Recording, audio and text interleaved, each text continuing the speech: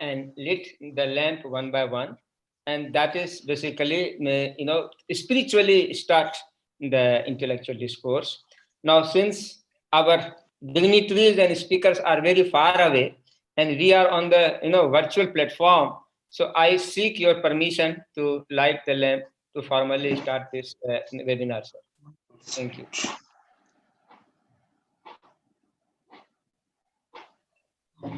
You can see the lamp.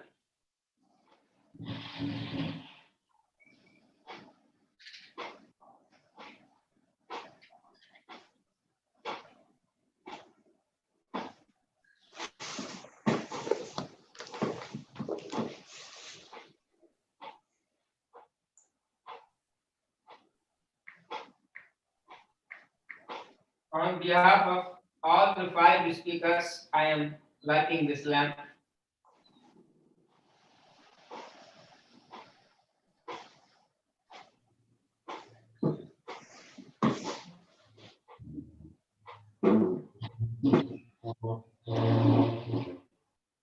Thank you.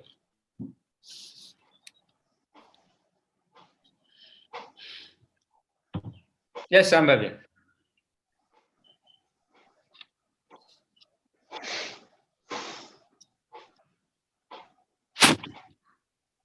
Sambhavi, you can go ahead now. Oh, sorry, sir. The lamp is now lit. And thank you so much, sir, for doing the honor. Moving along, I would like to call upon Dr. Arnav Chakravarti to give us a brief introduction of Indic Belt Society. Thank you, Shambhavi. It's indeed a pleasure to see such distinguished guests out here and grace this August occasion. Briefly about the Indic Belt Society. It was founded in 2012 by a group of enthusiastic students under the dynamic patronage and leadership of Dr. Gautam Kumar Jha. Dr. Jha has always been a keen proponent of academic linkages between India and Indonesia, which also spills over to the rest of Southeast Asian countries. It is clearly understood that Indic Belt Society proposes a fact that these countries with India, we have a lot of cultural relations which must be espoused on all kinds of platforms. The purpose of the group is to serve as a cultural link between the regions, which aims to nurture and deepen the historical ties. It seeks to develop a pool of scholars that would enable the academia to prosper, which would be the pioneer for all future activities pertaining to these regions. Thank you. Over to you, Dr. Jha. Thank you, Sambhavi. Next proceeding. Thank you so much, Dr. Arnav. Moving forward, I would like to call upon Ayushi to give us a brief introduction of our next speaker, Honorable Professor Dr. Margana, the Chancellor of State University of Yogyakarta. Thank you, Shambhavi. It's an honor for me to introduce the Chancellor of Yogyakarta State University. So, yeah. So, Professor Dr. Margana is a senior lecturer of English Education Department of Faculty of Languages and Arts of Yogyakarta State University, Indonesia. He graduated from Gadjah Mada University to obtain his master's degree in humanity in 1999 and graduated from University of Newcastle, Australia for his second master in applied linguistics in 2005. He graduated from Gadjah University to obtain his doctoral program in 2013. He now serves as Aide Interim Rector of Yogyakarta State University and the Vice Rector of Academic Affairs of Yogyakarta State University. He majors at Applied Linguistics, focusing on second language acquisition, bilingualism, and code switching. A lot of publications have been done in the area of applied linguistics.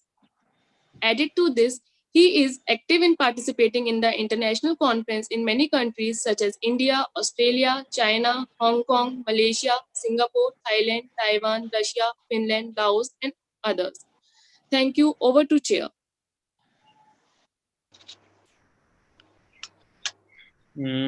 Thank you, Sambhavi. Let me give a small interaction with Professor Margana. I have been to his university several times, and there was 2 occasions that I met him with Dr. Supardi. and we have running MOUs with that university, and we have several exchanges of faculty and students trainings with JNU, and the basic purpose is to bring back the scholarships of India and Indonesia on to and make them aware with the new youth, new scholars who are into the streams, and the streams are ever changing as per the need, as per the global need. So these are the things that we have been doing, and it's been excellence. And I'm thankful to him that he agreed to give a welcome note for this webinar. Thank you, Professor Margana. Thank you. The Honorable Professor Bhagawati Prakash Sama, Vice Chancellor, Gautam Buddha University, Greater Noida, India. The Honorable Sri Kashmiri Lal, National Organizing Secretary, Swadeshi, Jagaran Manch. The Honorable Sri Satish Kumar, RWS Prakarak, Swadeshi Economics, Dear Dr. Gautam Kumar, Jawaharlal Nehru University, New Delhi, as coordinator of webinar conference. Dear plenary speakers, Bapak Dr. Supadi MBD and Roma Dwi Arya Yuliantri, MBD from Yogyakarta State University. Dear Dean of Faculty of Social Science of Yogyakarta State University, Head of Departments, Coordinators of Study Programs, all lecturers, distinguished presenters, participants, ladies and gentlemen, good evening. First of all, let us thank God the Almighty for granting all means and opportunities together here to attend this very fruitful and tremendous occasions of the international webinar on Swadeshi under the issue of Swadeshi and the current scenario of globalization, hosted by Bahasa Indonesia Division, Center for Chinese and Southeast Asian Studies of Jawaharlal Nehru University in collaboration with Yogyakarta State University in 2020 through a virtual mode because of the pandemic COVID-19. It is greatly honored and pleased for me as the interim rector of Yogyakarta State University to warmly welcome all of you in this conference. On behalf of Yogyakarta State University, we deeply appreciate the joint conference between Jawaharlal Nehru University in collaboration with Yogyakarta State University as the implementations of the Memorandum of Understanding. As it will end in a few months onward, I do hope that we could extend the MOU as the legality of our mutual relationships on the grounds that a collaboration across institutions is badly needed in the globalization era under the Industrial Revolution 4.0 and New Society 5.0, which give an emphasis on achieving the betterments of human lives. Added to this, it is evident that we come to the education revolution that consists of 5 types of orientation or paradigms of education practices, namely pedagogy, andragogy, hedagogy, pedagogy, and cybergogy, which drive students to be creative and resilient learners. Distinguished speakers, participants, ladies and gentlemen, it is evident that the COVID-19 pandemic has spread with alarming speed, infecting millions of people around the world, causing a great number of people die, and bringing economic activity to a near standstill as countries impose tight restrictions on movement to minimize and possibly stop the spread of the virus. It also happens in India and Indonesia. As the health and human toll grows, the economic damage is already evident and represents the largest economic shock that the world has experienced in decades. This says that the establishment of being agile people characterized with having high resilience, being able to adjust at any situations, having radiant thinking skills, critical and creative thinking, having good communication and networks, being disciplines, being independent, and others, as manifested in Swadeshi, should become the main concern of all parties, including Jawaharlal Nehru University and Yogyakarta State University. Distinguished speakers, participants, ladies and gentlemen, in reference to the globalization issue, 2017 urges that every industrial revolution brought with its benefits and challenges to the socio-economic status of the countries that have engaged in such transformation practices. For example, in Great Britain, in the invention of the commercial steam engine as first industrial revolution made a big change for communication and transportation practices and led to many other industrial developments. In the second industrial revolution, the United States was primarily in the lead when the telephone revolutionizing communication practices at that time. In the third industrial revolution, the internet was the key factor and succeeded because it was conceived as a public infrastructure technology, rather proprietary technology. CAR 2003. The internet has transformed the world economic landscape, and this transformation is expected to continue with the Internet of Things, or IoT, called as the Industrial Revolution 4.0. Rifkin in 2014 confirms this trend in his concept of zero marginal cost, which emphasizes connectivity in his anticipation of a collaborative economy that will replace the capital system in its current form with the IoT, Internet of Things, as the main driver.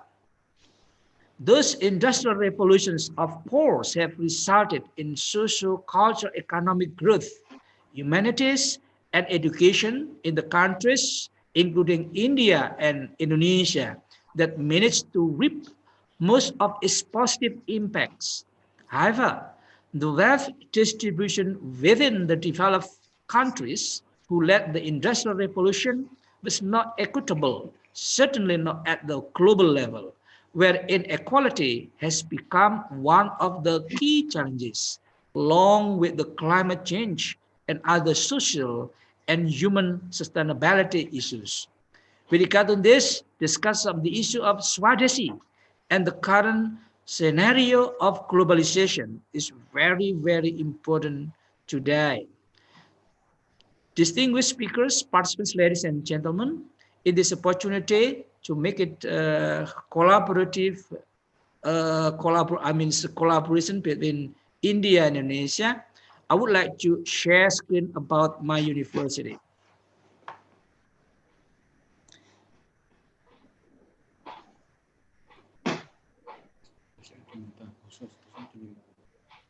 Is it possible to open the host because I couldn't share the screen?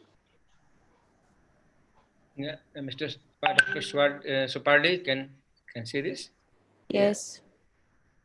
Wait a moment.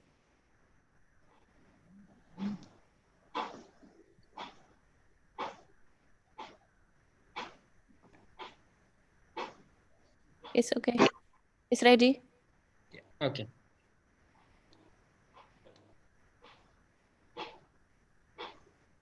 Well, as mentioned earlier, it is a good pleasure for me to present University of Yogyakarta or Yogyakarta State University.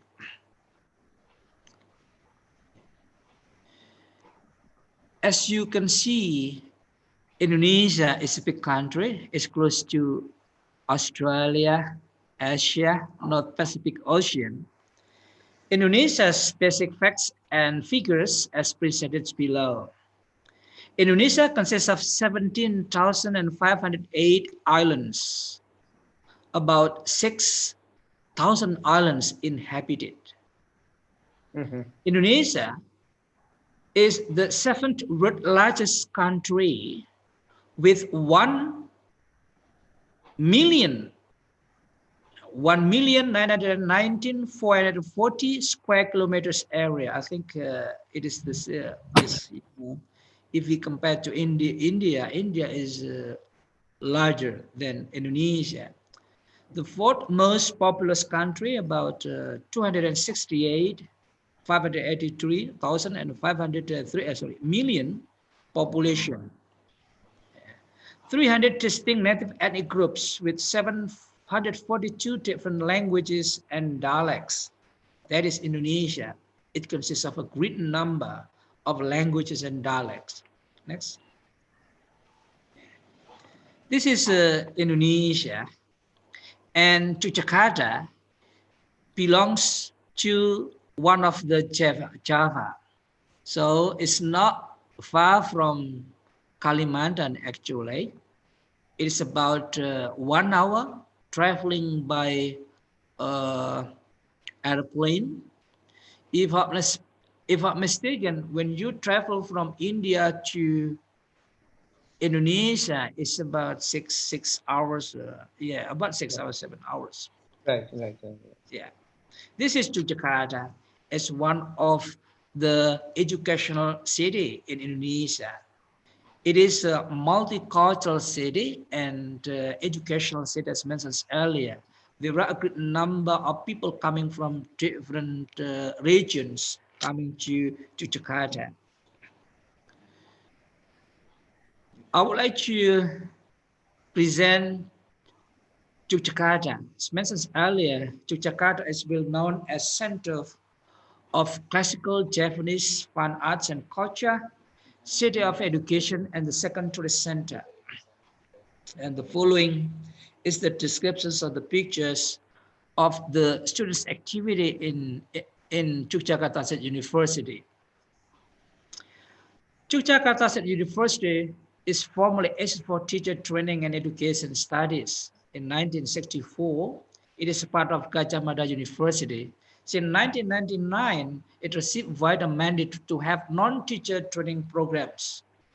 This is the vision of my university, become a competitive, creative, and innovative education university, and 2025 with party, autonomy, and intellectuality as the foundational values. And there are some missions that I have for State University. The following presents the achievement of Yogyakarta State University ranking. Yeah. As you can see in the slide, Yogyakarta State University in 2020 ranked 12. About 4,000 of 4,500 universities in Indonesia. That is the achievement in 2020. Yeah. Added to this, we have a great number of achievement in terms of webometric, metric, and other ranking. QS Asia 2017, for example. So the following refers to the achievement that we have in Yogyakarta State University in terms of the rankings.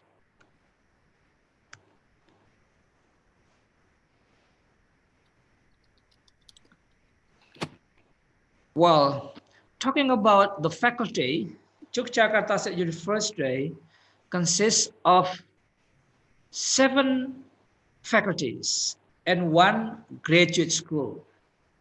The following present the Faculty of Education that consists of 1, 2, 3, 4, 5, 6, 7, 8, 9 departments. Yeah? And the following present the study programs that we have. We can collaborate. And the second one is Faculty of Languages and Arts. The following present the study programs such as Indonesian language and literature education, Indonesian language and literature, English language education, etc. So it's about 11 study programs that exist in Faculty of Language and Arts. This next one is Faculty of Mathematics and Natural Science. And then the following presents the Faculty of Social Science.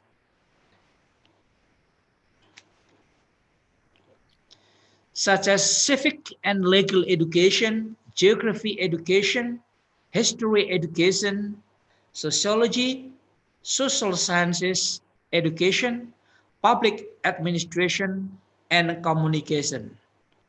The departments, then we have a study programs such as civic education, history, science, sociology education, social sciences, public administrations, and commerces. If you can see from the faculty of social sciences, the study programs can be divided into two. The first is education program and non-education program. It also happens in other faculties. The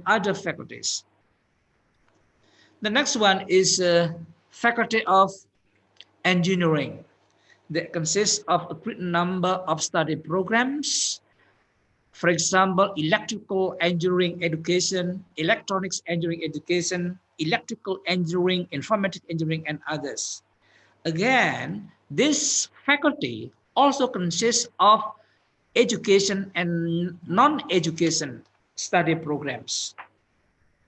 The next one is Faculty of Sports Sciences that consists of 3 departments and then subdivided into 4 study programs, namely Physical Health and Recreation Education, Physical Health and Recreation Education Study Program for elementary school levels, Sports Coaching, and Sports Science. And the next one is Faculty of Economic, Accounting Education Department, Economics Education, Management, Administration, and others. And those departments are subdivided into some study programs. As mentioned earlier, we also have education and non-education. Take, for example, accounting education, and we have accounting, and then economics education, and others. The following present the graduate school. Yogyakarta State University have 32 master programs and 8 doctoral programs, embodying mathematics education, sports science, primary education, basic education, and the like. And some of the master program utilize bilingual program of bilingual education with the use of 2 languages, namely English and Indonesian. As mentioned earlier, doctoral programs consist of 8 study programs, such as educational sciences, educational management, primary education, chemistry education, sports science, etc. Now, besides the faculties and graduate schools, we also have what we call research and community services, as well as quality assurance.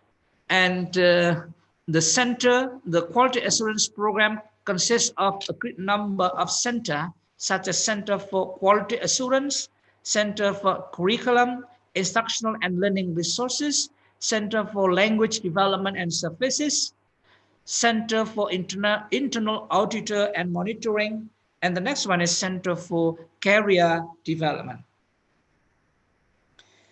Well, let me present the possible international cooperation across my university and other universities in India, such as research collaboration that can be conducted, joint conference, curriculum development, joint publication or journal review, doctoral studies for academic staff. So I would like to send some lecturers from Yogyakarta State University to the universities in India, joint supervision, staff mobility, outbound and inbound visiting professors, student mobility or student exchange, such as credit earning, credit transfer, summer or short courses, joint or double degree. So there are a great number of cooperation that we can conduct between my university and your university. The following present the partnerships that Yogyakarta State University has. Southeast Asia, Asia consists of 49, all of the total of the partnerships such as Timor-Leste, Vietnam, Bangladesh, India as one of the network, partnerships, and then Japan, South Korea, Taiwan, and the like. So those present some universities of the partnerships between Yogyakarta State University and other universities. As mentioned earlier, Jawaharlal Nehru University, VIT University, those universities come from India, are keen on responding to the partnerships or collaboration. And the following presents some network or partnerships such as Finland, France, Germany, and then others. Sorry. Scholarship for international students. We offer some scholarships to international students coming from different countries, including India. The scholarship is offered for maximum of 60 months period of study for bachelor degree and 24 months period of study for master's degree and 48 months period of study for doctor degree, include of Indonesian language course and preparatory program. The scholarship provides tuition and international student fee waiver. So those who are agreed to get scholarship, they are free to have tuition fee. Added to this, they also have what we call international students fees waiver.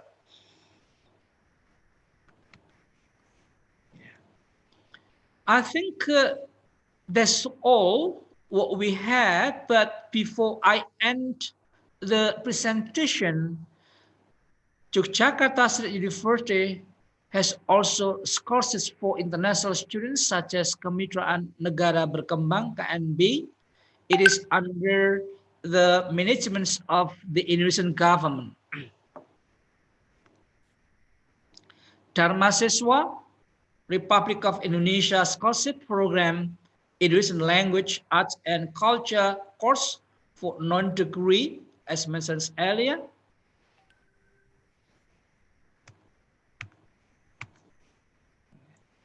And other possible cooperation that can be conducted between my university and some universities in India.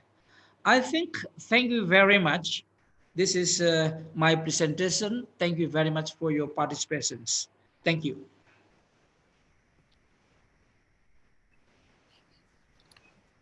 Thank you, Sambhavi. We can start, Sambhavi. Yes, sir. Thank you so much, sir. It was quite an informative session for us. Next, I would like to call upon Abhinav to introduce the house to our first keynote speaker, Shri Kashmiri Lalji. Thank you, Shambhavi. Shri Kashmiri Lalji, born on 18th of May 1951 in Ambala city, Haryana. He studied up to MA in English and MA in philosophy. From 1984, he is working as Sangh Pracharak in Haryana and Himachal Pradesh and in Punjab as Prant Pracharak. From then onward, he is working in Swadeshi Jagran Manch as national organizer. Apart from this, in Punjab, he remained connected with issues of ill effects of chemicals in agriculture. In Himachal Pradesh, he pursued thoroughly issues related to environment. In addition to this, through Swadeshi Jagran Manch from 2007, he remained connected with issues related to traders, farmers, and small medium enterprises and alternative energy resources and led agitations and done extensive research on work from time to time. Last but not the least, presently he is pursuing issues connected with self-employment and applied allied topics. Thank you. Over to Shambhavi.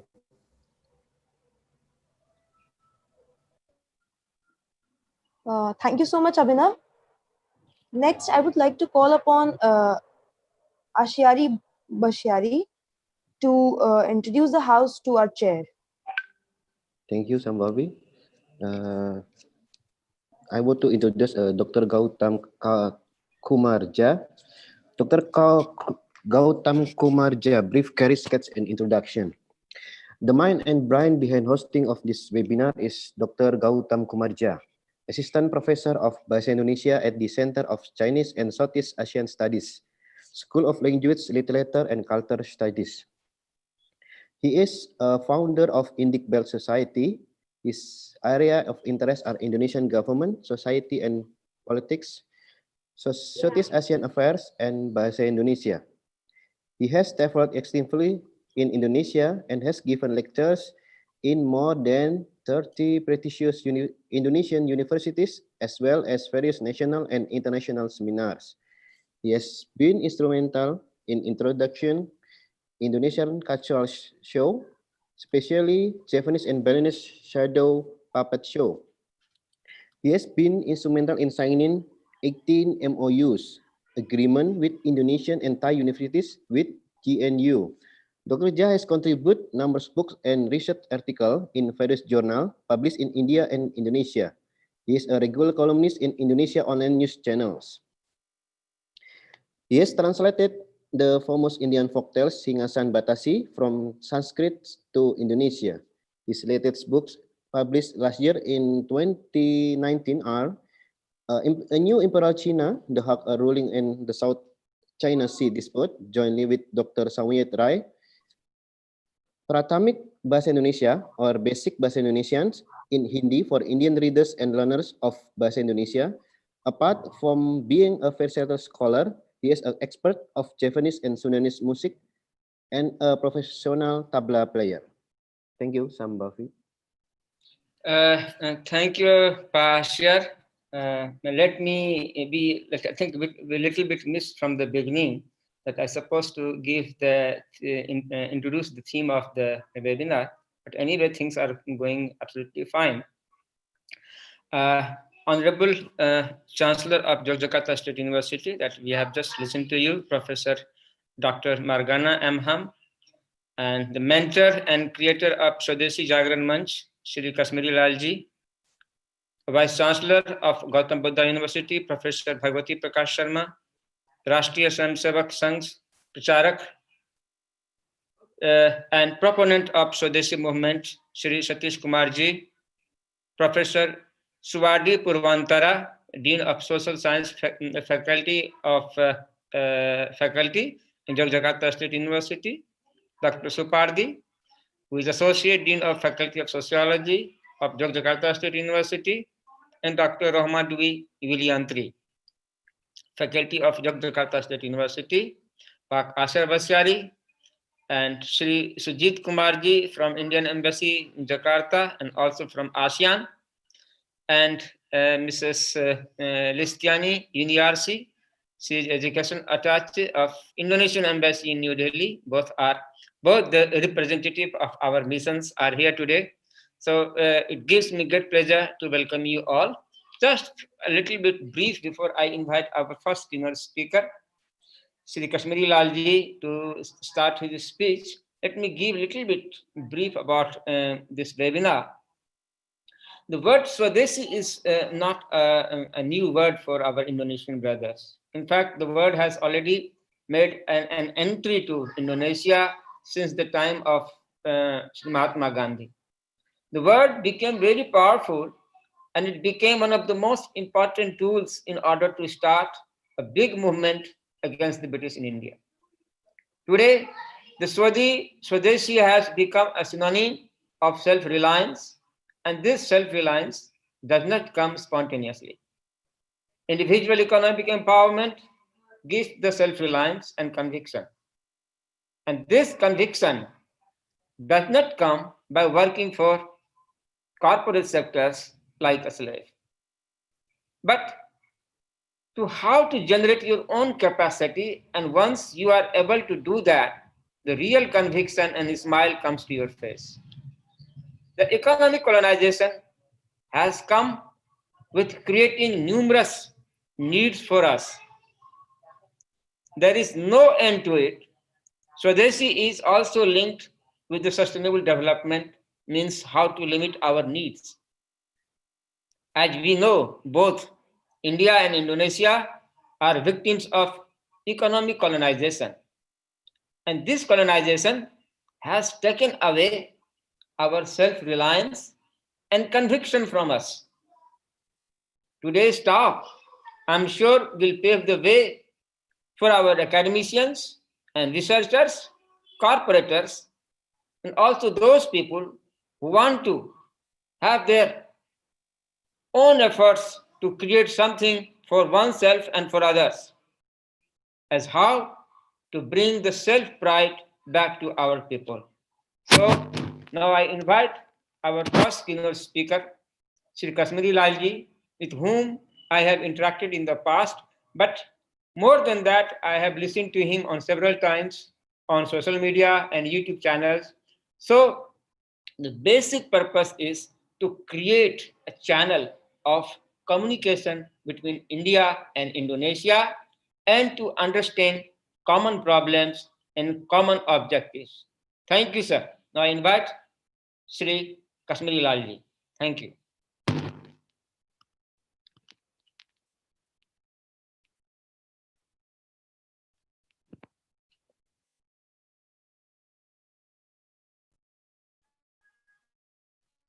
Sri Kashmiri Lalji, I hope he's there.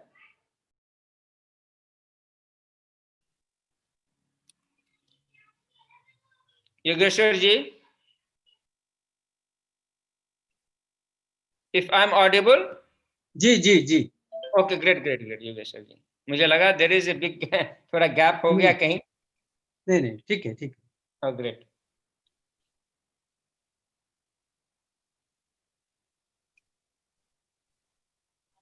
Let's start.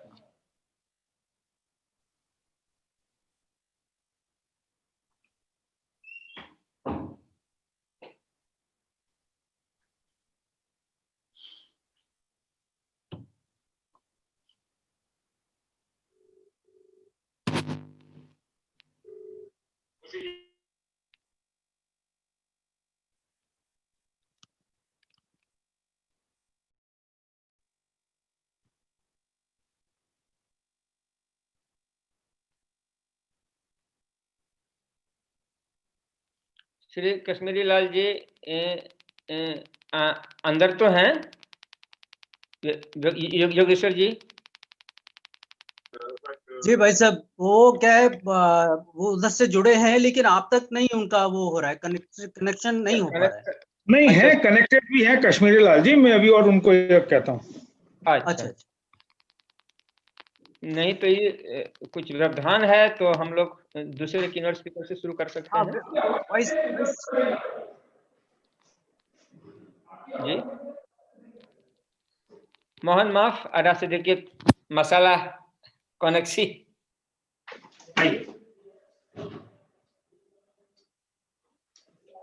ये on है. हाँ ये on है, खाली speaker on कर दे. Yes, come. Sir को नमस्कार. नमस्कार जी. Are you listening me? Yes. We are listening. Yes. I am taking the help of Dr. Bhagwati ji, and I will also give him some minutes of mine because he will be able to do it very well. I am very much thankful to all of you, and without wasting any time on other things,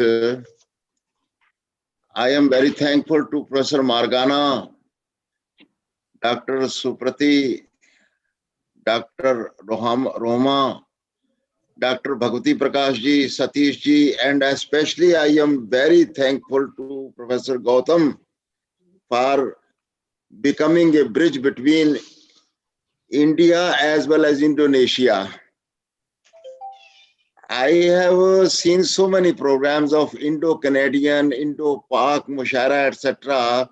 But when I speak the word Indonesia, I am reminiscent of Indo and as well as Asia combined in Indonesia. So it is not only a program of India, JNU, as well as that University of Jakarta. It is a program of whole of the Asia.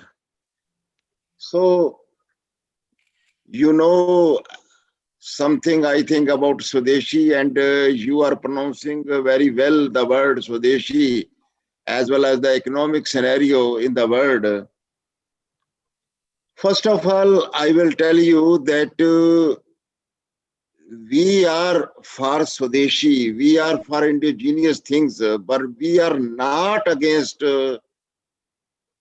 contact with whole of the world. The theme of Swadeshi is Vasudhaiva Kutumbakam. The whole world is our family. So we are against this globalization in the garb of that is hegemonization. And it is another form of colonization. That is why we are against this concept of globalization. So in the very beginning, I will say that whenever I am reminded of Indonesia, so I am very thankful to Indonesian people because they have not mixed their culture with religion. And the Garuda's, and other things which we have been listening time and again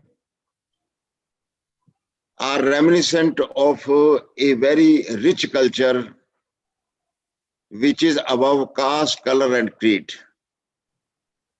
Second thing I would like to tell you is that Dattopant Thengri ji started this Swadeshi Jagan Manch in 1991.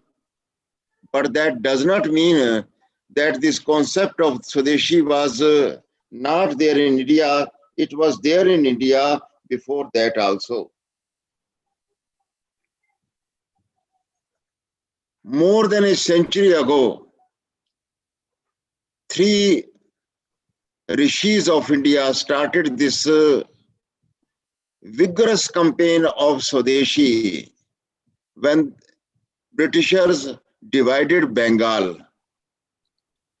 And they took it to such height that it has become iconic for whole of the world, that with the help of Swadeshi, how the country can be built, how the people can be connected, how the general masses can be take the help of this Swadeshi as a form of struggle against imperialism.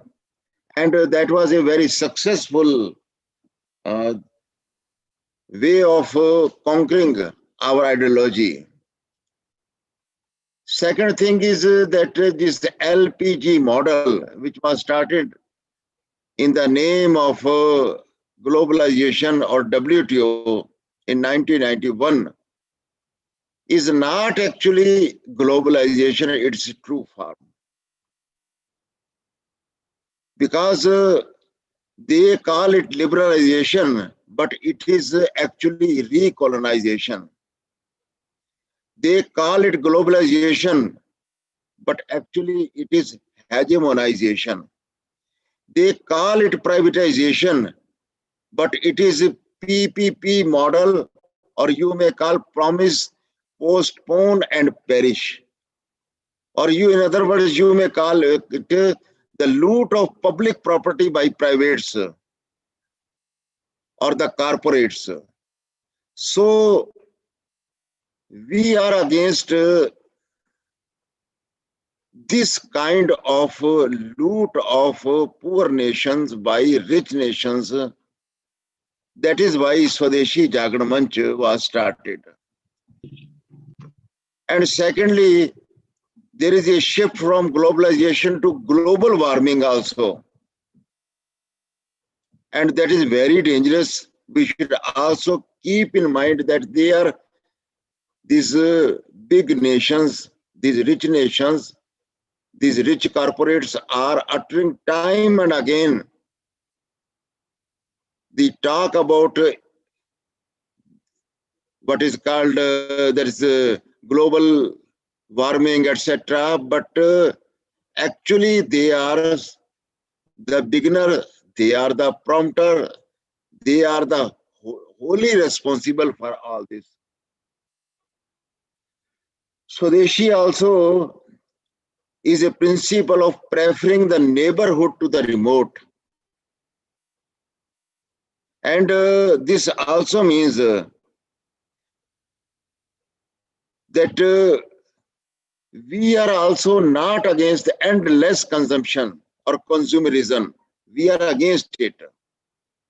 We think that need-based life is essential if we are to keep in mind all the people of the world, the poor fellow of the world, then only essential things should be used and unlimited consumption should not be thought as an end in itself.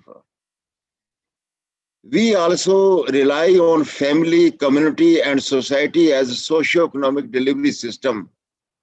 It does not substitute these traditional institutions by state and the market. So it is very, very important point we should keep in mind while talking about this Swadeshi concept. Or Swadeshi also indicates the earlier definition, that is practical human needs, frugality, saving, thrift, etc. And it is a later day distortion of definition of economics as multiplications of wants and efforts to satisfy them, powered only and only by greed. So stated in simple terms, Swadeshi rejects materialism and imperialistic hegemonization and aimless transnationalism of the Western assumption. Swadeshi is a multi-dimensional thought embracing civilizational, political, and economic aspects of the human life and presenting an integrated vision of life in harmony with nature. And I think serious thinkers all over the world will agree with this concept of Swadeshi, which has been envisioned, which has been laid down by Dattopan Thengdi. And I am very happy to tell you that Thengdi ji remained in Indonesia for a few weeks in his world tour. And he has also written very, very important things about Indonesian culture, etc. And he used to speak about these in his lectures also. So that is why, keeping this concept of Swadeshi in mind, we have started our working, and we are working at the grassroots levels. We are working as well on there is a planning how to affect the planning of the country in the favor of the last man of the nation. And we are at every step. We are not against growth, but that growth should not hamper environment, sustainable growth, and all these things which are important for long life, for livelihood of everybody, for the sustainability of the whole world also. Three things should be kept in mind while talking about Swadeshi. Swadeshi is not about India only. It is about every nation also. And Thengdi ji used to tell that it is as important for USA also, because most of the people there are suffering because of this globalizational concept and it is not suitable for America also. Now, after the lessons of 2008 meltdown of USA, after this coronavirus, people are again thinking not only because of choice, but out of compulsion also, that deglobalization, decoupling the economy from these multinational companies are also very important. We have come to the conclusion that because of this Chinese overproduction, as well as Chinese dumping of everything in our country has suffered a lot. Everybody knows that in 2013, our trade deficit of our country came up to $190 billion. Then we started a big campaign against Chinese goods, which were hampering our employment, which were hampering and destroying our culture as well as environment, as well as our economy. Let me give one example of our one city which is 100 kilometers away from Delhi. The name of the city is Panipat. It is a cluster of so many textile industries. And I remained there 30 years ago also, but about 1 lakh people were coming from suburbs for the sake of employment there. But with the advent of mink blanket from China, which was cheaper, the quality-wise low, but looking superior and very lightweight, all this blanket industry was destroyed. People were only trading, and 1 lakh people lost their employment. Then our people started a campaign, not only amongst the common public that they should purchase Indian blankets, but also amongst the industrialists that it is not good for them to import so much thing. Now the world should visit.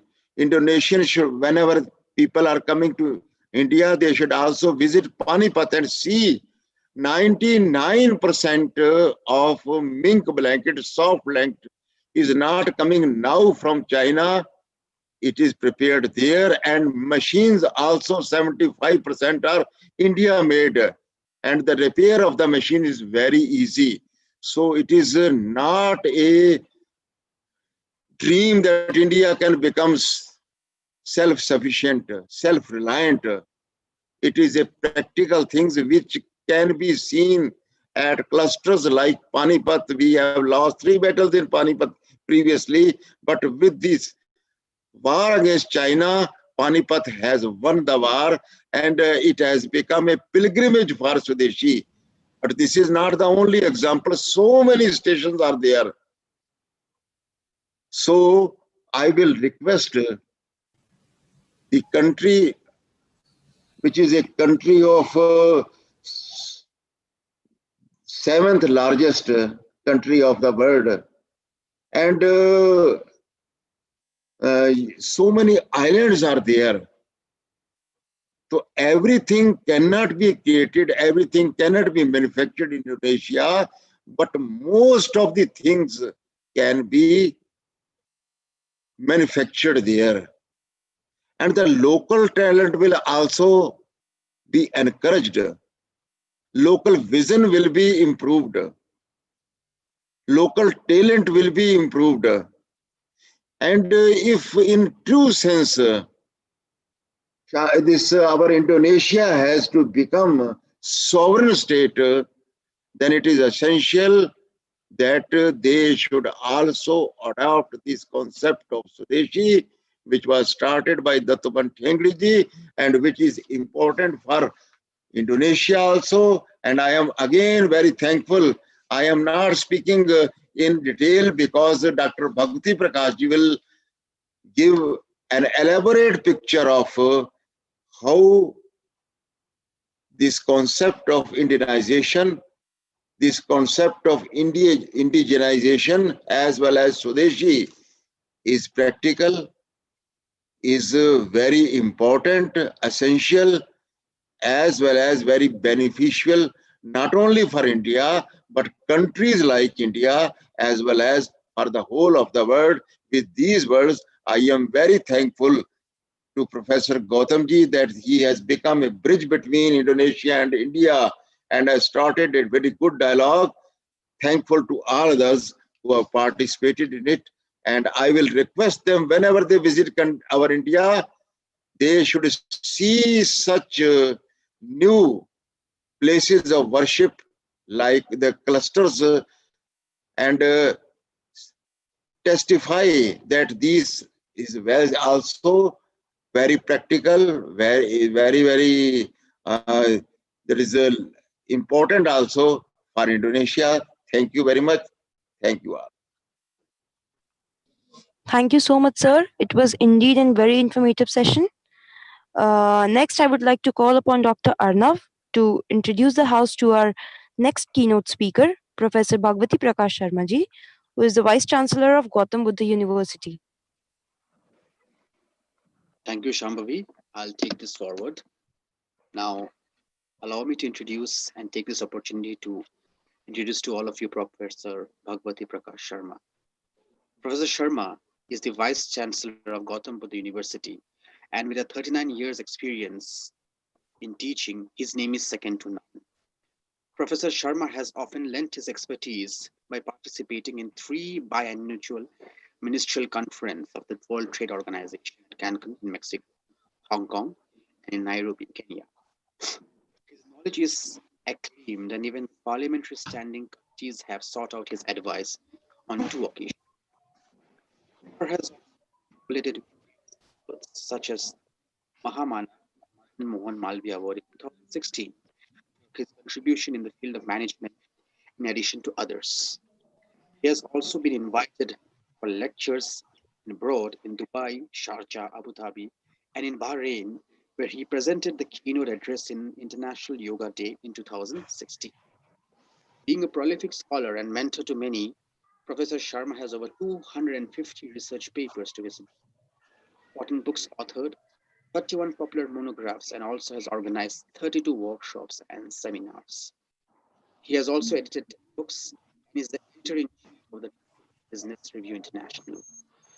Professor Sharma, is indeed an honor to welcome you and to allow you to grace our webinar with your knowledge and great ideas. I thank you for this. Over to Dr. Gautam Jha. Thank you, sir. Thank you, Dr. Arnav. And this is my team, that all research scholars and newly awarded doctors are there. So we are getting trained also. So let me just give you one line of my interaction and my experience with Professor Bhagwati Prakash Sharma. I have not met him ever, but I have had an opportunity to listen to him on YouTube and several social media channels. And I have listened to him again and again about Swadeshi, though he is expert in so many fields. But to bring him, to invite him on this platform, that the basic purpose is to convey our Indonesian friends and brothers that there are certain objectives and problems that we are facing, and how to inculcate, the crux of Swadeshi among our youth, and how, and with this tool, as Sri Lalji has just said, that I can become a bridge between India and Indonesia. So how Swadeshi movement can bring both this country at one platform. Now I request and invite Professor Bhagwati Prasad ji to start his speech. Thank you, sir. Thanks a lot, Honorable Gautam Kumarji, esteemed galaxy of academic and social activist luminaries present in the webinar today from India and Indonesia, which have a common heritage going back even beyond the 2000 years. Actually, Swadeshi means economic patriotism. That is, whatever goods are consumed by the people of a polity, society, and economy should have maximum value addition of domestic people to enhance employment, inclusive growth, and income for the people. I would be using two buzzwords, which I would be explaining during the course of my deliberations. One is economic patriotism, and another is techno-nationalism. These are the two buzzwords which every country should imbibe, and I think only those countries are thriving today which have a strong sense of economic patriotism. Just let us start. About a century ago, whole of the world was Swadeshi, every country was Swadeshi. Most of the goods which were being consumed by the people of a society, economy, or polity were domestically produced by the people of that nation. So it was made by Indonesia, it was made by India, it was made by Kenya. Even many of the countries were under colonial rules. Some goods were coming from European masters, but by and large, most of the goods that were being consumed were domestically produced. And therefore, in the year 1835, the difference between the countries having highest per capita income and countries having lowest per capita income was of 1:3. And even if we go before that, in the year 1820, the difference between the incomes of the poorest 20% of the world and richest 20% of the world was also not more than 1:3. Today we find that the difference between the per capita income of a richest country and the poorest country is more than 1:400. And this has happened because the economic value addition has concentrated in the hands of the corporates of few nations. Today there are around 220 nations in the world. But before this COVID, 28% of world manufacturing was confined into the hands of China. Second place was occupied by US with 17.5%. Third place was occupied by Japan with 10%. And then Germany with 6.5%. Thus, out of a polity of 220 nations, 60% of world manufacturing was in the hands of the 4 nations. Now, when we come to Indonesia, Indonesia has something more than 3.52% of the global population. But Indonesia has only 1% share in world manufacturing. India is having 17.6% of the global population, but India has only 3% contribution in world manufacturing. Now, let me take the example of Japan. Japan constitutes 1.6% of global population, but it has around average 10% share in world manufacturing. It is due to strong economic patriotism of the Japanese people. If you will see the data, in Japan, only 4% cars of foreign origin are purchased by Japanese citizens. 96% cars being sold in Japan are made by Japan. In India, only 13% cars being made by Tata and Mahindra are made by India, and rest 87% cars are of other nations. And what those companies are doing, they are bringing the original equipments in the downstream value chain of assembling a car, and they are assembling here. So just what I see Kashmiri Lalji was also referring to globalization. So what has happened under globalization, industrialized countries thought to capture the markets of the developing countries, and therefore they proposed in the mid-80s that there should be free mobility of goods in the world. No country should impose any restriction on any kind of imports. There should be free mobility of capital. That is, corporates should be given full freedom by every nation that they can make investment anywhere in any part of the world. And this free mobility of goods, just if we take the case of India, in the year 1991, when we started liberalization, India was having a trade deficit of only $1.6 billion. In the year 2018-19, it increased to $160 billion, more than 100 times, just because we opened our borders for foreign goods. And that is why the rupee-dollar exchange rate, which was 18 rupees equal to $1, has come down to 75 rupees equal to $1. Had the exchange rate been the same, we had to pay only 18 rupees for every import of $1 worth of goods. Today, India has to pay almost 75 rupees, and that is all this inflation in last 30 years is a result of this depreciation. Similarly, when we come to the Indonesian rupiah, I think in 1969, the Indonesian rupiah was 100 rupiah equal to $1. Today, I think it is somewhere around 14 to 15,000 rupiah equal to $1.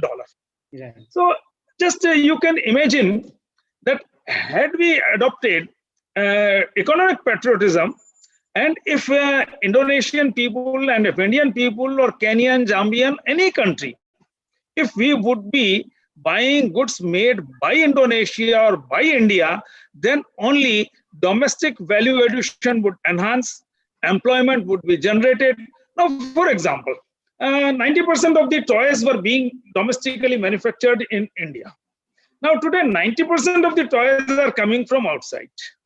Now, if a small toy car of rupees 100 would be manufactured, that car manufacturer shall have to order for a die, for plastic die casting, which would be costing 1 crore of rupees. So some die manufacturer would be getting an order for 1 crore rupees.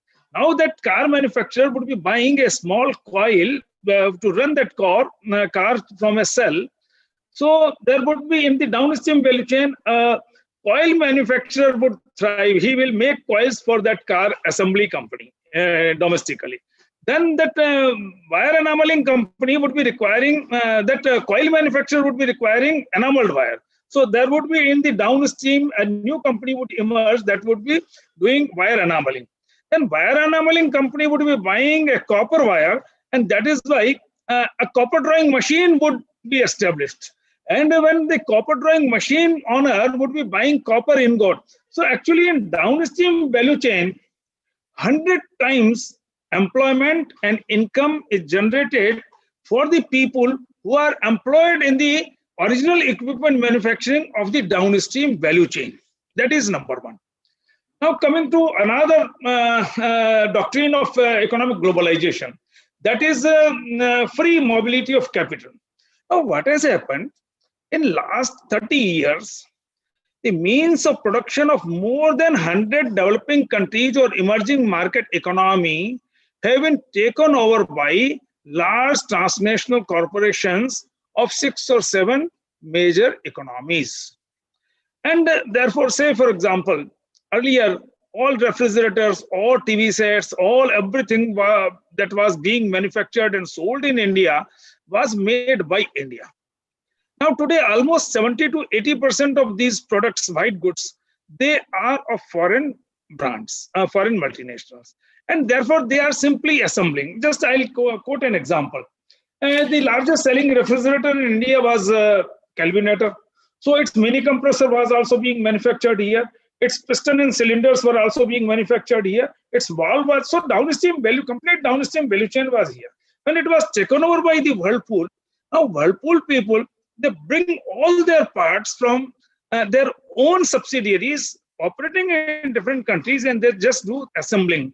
So the country has got reduced into a country of assembly lines. And since India is having too much FDI, outbound direct investment from India is less. And therefore, in addition to a trade deficit, which we had up to 2018-19, which was around $160 billion, we are having an investment income deficit of $40 billion. Now, the outbound direct investment in case of India is just 50% of inbound FDI. But in case of Indonesia, Indonesia is having almost $251 billion of FDI made inside Indonesia.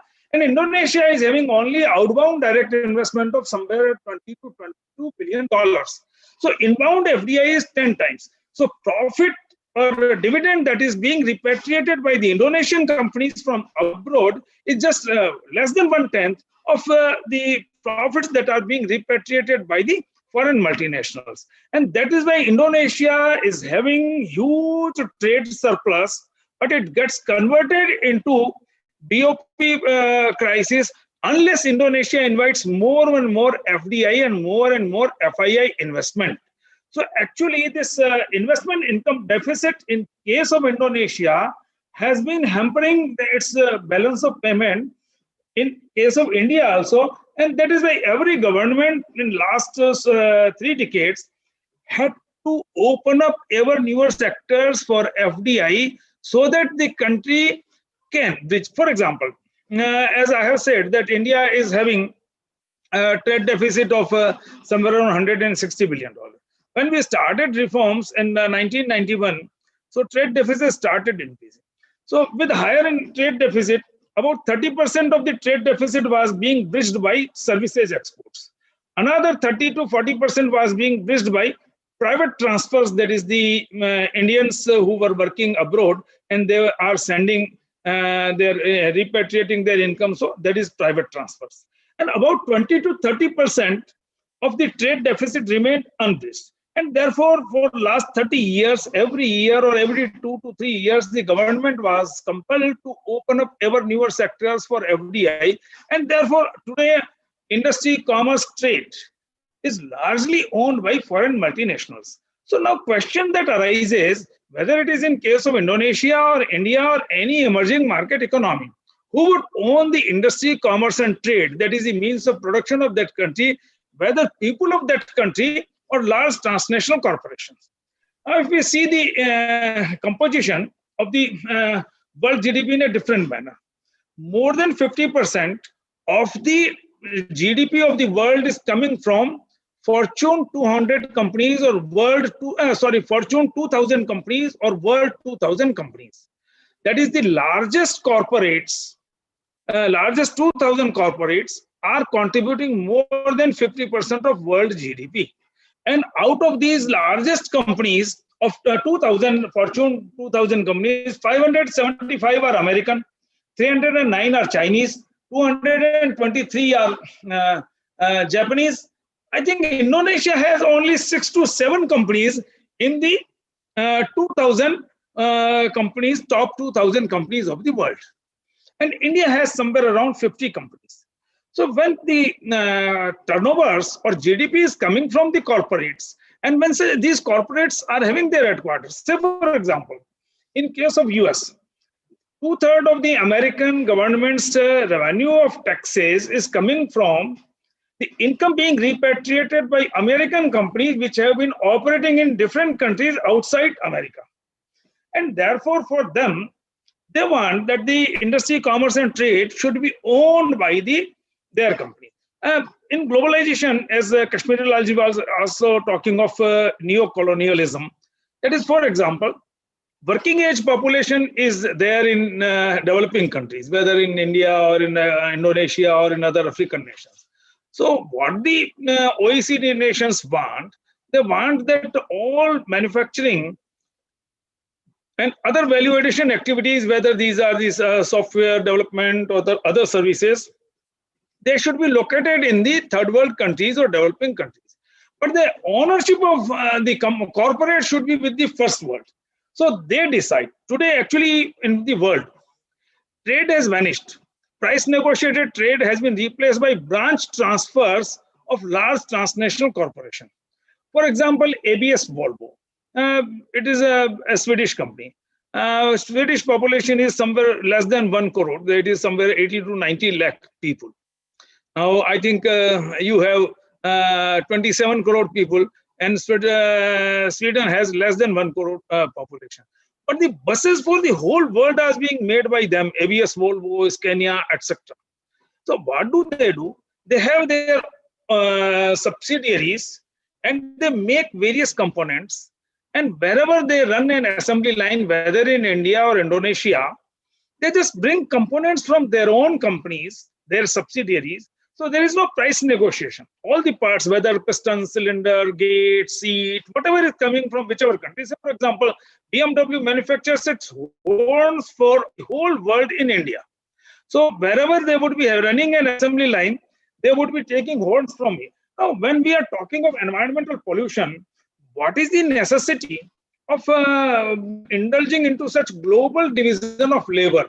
That is, instead of making a product completely within one country, just to divide its manufacturing of downstream value chain components into 50 to 70 countries, so that the technology doesn't get centered in one country, and the whole of the world becomes dependent upon large transnational corporations. Say, for example, if India or Indonesia stops any MNC from simply assembling their product, and if we compel that, no, you do complete value addition domestically, they would say, all right, we are moving out of. So now, whatever 4 parts which are being manufactured in India or Indonesia, what we would do with that, because their assembly lines in their other countries would not be taking those parts, and how will we be assembling our complete product unless the parts from other countries are being brought by the promoter? So actually, today, what do we need? As I have said, we need to be economically patriotic. That is, whatever goods that are being manufactured in that we are buying, whether it is the shoe polish, almost 70 to 80% of the shoe polish is Reckitt and Coleman's Cherry. There are made by India brands like Gehi and Robin, and very few people buy. So the one thing is economic patriotism. Another is we have to develop homegrown technology to manufacture maximum products domestically, so that we can do the domestic value addition. What China did. And China started, for example, every country uses DVD and DVD players. China thought we should have our own product. They developed EVD, enhanced versatile disc, and EVD players. So actually, another thing which I would like to recommend is there should be techno-nationalism, that we have to develop homegrown technology to manufacture those goods which are being consumed by us. So I would be finishing with just one example. Say if I go to a nearby township and my shoe gets broken, and I buy a shoe of 500 rupees from that shop, local cobbler, then that local cobbler has to buy some implement to making more shoes. He would be buying it from the neighborhood shoe implement seller. So my 500 rupees, when he would be buying that shoe implement, he would be handing over that 500 rupees note to him.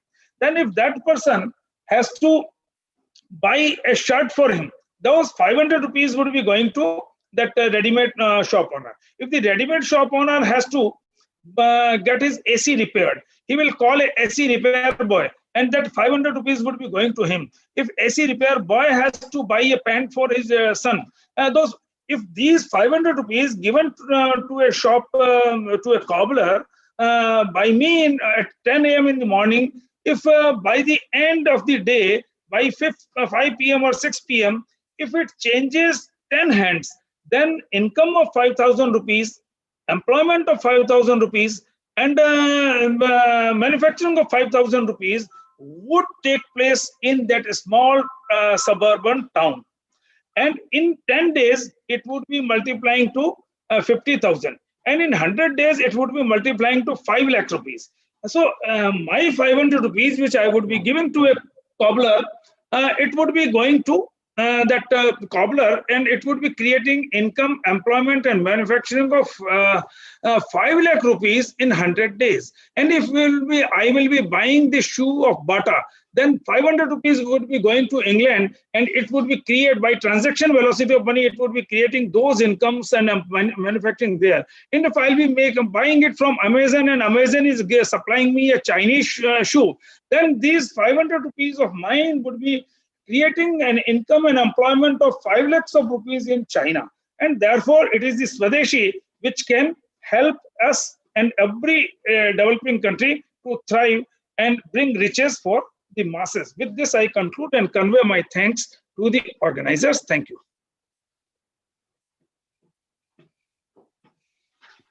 Thank you, Professor Bhagwati Prakash ji. It was really excellent and mind-boggling talk. I think he has unraveled the issues pertaining to the Swadeshi and how the needs are created. As per the needs, there is a domino impact. Needs are further created, and there is a big race of creating new products. And for the new products, new market is created. And in that, what is left is the common people, the common mass who needs job, who needs reliance. So that big mass, that numbers great, that what we have been right now is facing in India and Indonesia is that majority of the people, they need job, and not that job which for which they wait for a month that that new salary will come. So that kind of job which is based upon the self effort. Now thank you, Professor Bhagwati. Now on the line we have next speaker, Professor Sri Satish ji, but before that I hand it over to Sambhavi. Thank you, sir. So before we move forward, there is a little announcement that we will have our question answer session after all the speakers have said. So you can just write down your question in the chat box and we'll take it one by one. And next, I'll invite Akshat to introduce our third keynote speaker, Shri Satish Kumarji, who is an RSS Pracharak.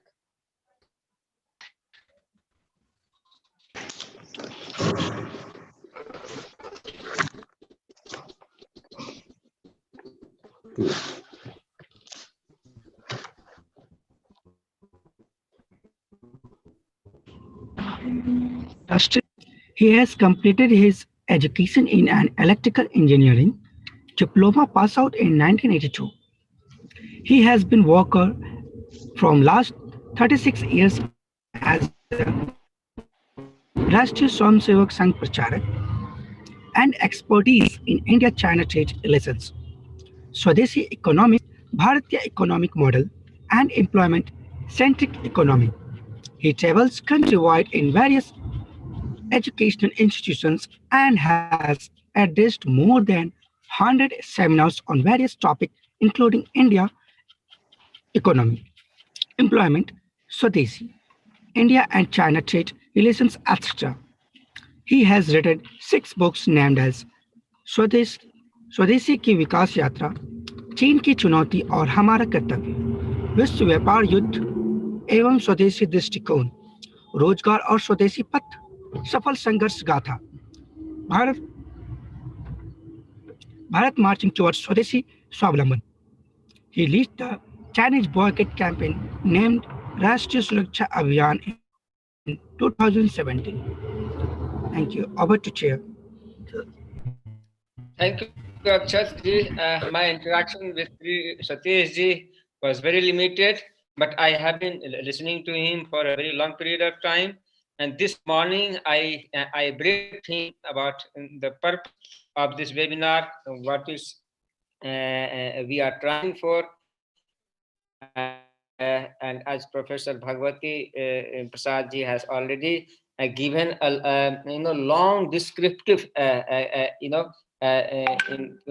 game, what kind of game we games are being played by corporate sectors, and in during this time, having that, how we are losing our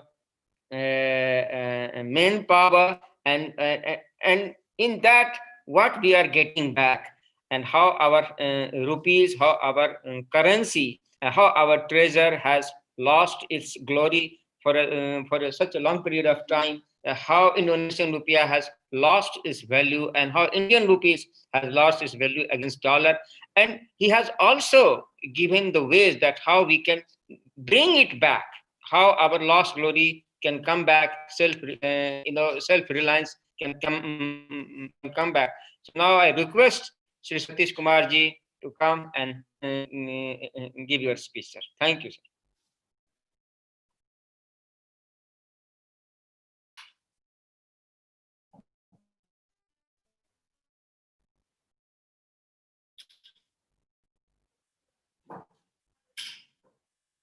Shri Satish ji.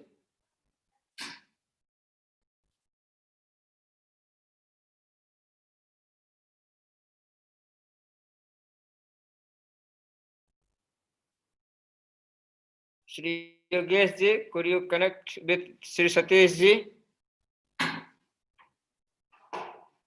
I think we have been disconnected. Okay.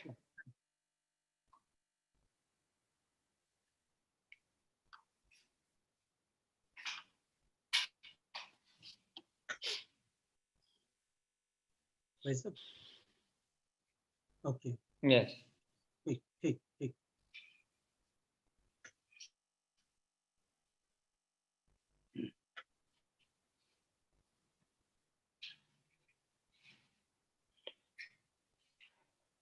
In fact, the trade gaps, what Professor Bhagwati Sharma has said, that the gap is between India and Indonesia. Hello, sir. Net problem आ गया है, थोड़ा सा कर रहे हैं, connect कर रहे हैं. No problem, no problem. By the time I'll just sum up his the talk of the previous speakers, that India basically imports coal from Indonesia, and Indian manufacturing systems are there. But the way we are importing from Indonesia, it has made the trade deficit very, very huge.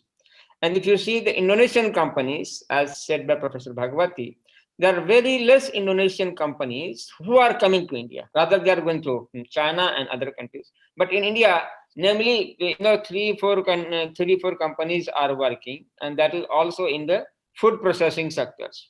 So, what India, the possible market, for Indonesian companies, for Indonesia is maybe the handicrafts, service sectors, and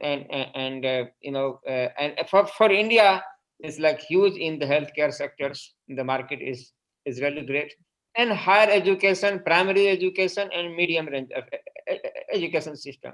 So I think both these countries can collaborate each other and then create self-reliance and Swadeshi. So now Professor Satish is there. Sri Satish ji is there. Now, sir, you can start now. Thank you, sir.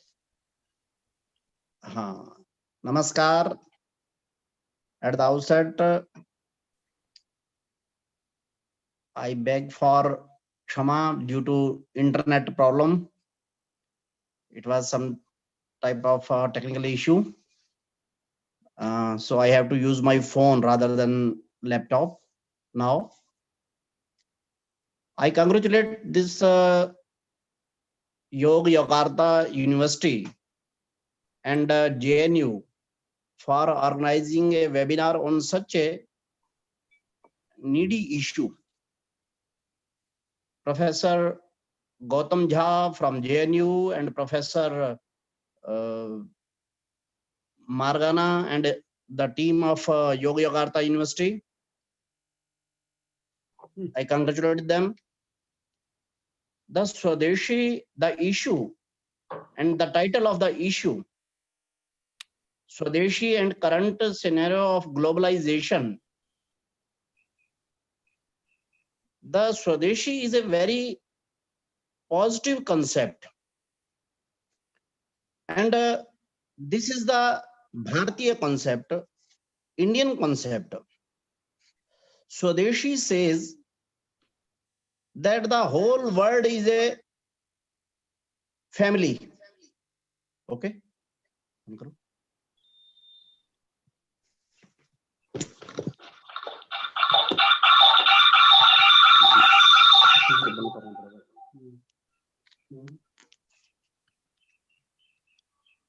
Swadeshi says whole world is a family, whereas the Western idea of globalization says whole world is a market.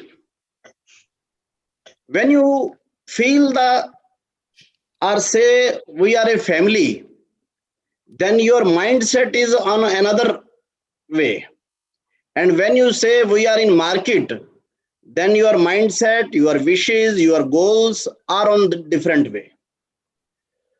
So Swadeshi word, actually this word globalization is a misnomer. We have instead used the word Vasudhaiva Kutumbakam. We 200 countries, 200 economies, 200 nations in the world are one family. This is the concept of Swadeshi. And we are the toughest competitor. This is the concept of West. That is the concept of globalization. Due to this globalization, not only due to in this post-corona or post this pandemic, even before this pandemic, total world was facing due to this globalization the four big problems. Because the Swadeshi says we have to nurture the nature, whereas globalization says exploit to the maximum or even destroy the nature. And due to that concept, there has been four big issues, and those big issues are destroying environment, reducing the employment of that country, particular country, creating physical and health issues, and concentration of the wealth to the particular nation and even particular individuals.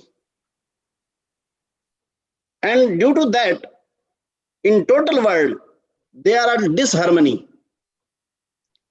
If we will go on the Swadeshi way, we have the answers to all these issues. Due to that outlook of the worldview, the West, which adopted this market economy model, globalization, which created also WTO, China in the last 20-30 years exploited this idea of globalization. And we, India and Indonesia, are on the same line, which are being punished by this globalization idea. You are from the China, you are facing also nearly 23, 24 last year, your figure was 23, $24 billion deficit from China. We were facing $60 billion annually trade deficit from China. Post-corona, we are same on the victory path also. You have reduced your deficit. Even you are now on the plus side in the last 5 months. And we have also reduced a very much trade deficit from China. We have raised our manufacturing. You are also raising your manufacturing. This is what the actual Swadeshi in action is. My senior Kashmiri Lal ji has given you example of the Panipat, but not only the Panipat, whole the society of our in Bharat is now on the Swadeshi path. In 2017, we ran a Swadeshi movement with the name of Rashtriya Swadeshi Suraksha Abhiyan. And we gave the slogan in Hindi, Swadeshi Svikar, Chinese Bahishkar. All of the society of Bharat came to this idea of the Swadeshi Svikar, Chinese Bahishkar. And on our capital city, Delhi, we have a huge rally of more than 1 lakh peoples. That now resulted in boycotting the Chinese product. And even now this has changed the policy of Government of India. And now the Government of India is saying, be vocal for local, be Atmanirbhar Bharat. And also, I invite you, my Indonesian colleagues, to join this Swadeshi movement. Here in Bharat, we are leading this Swadeshi movement in every district. And you should also start a Swadeshi, your own Swadeshi movement with your own name. Here we have a name of Swadeshi Jagan Manch.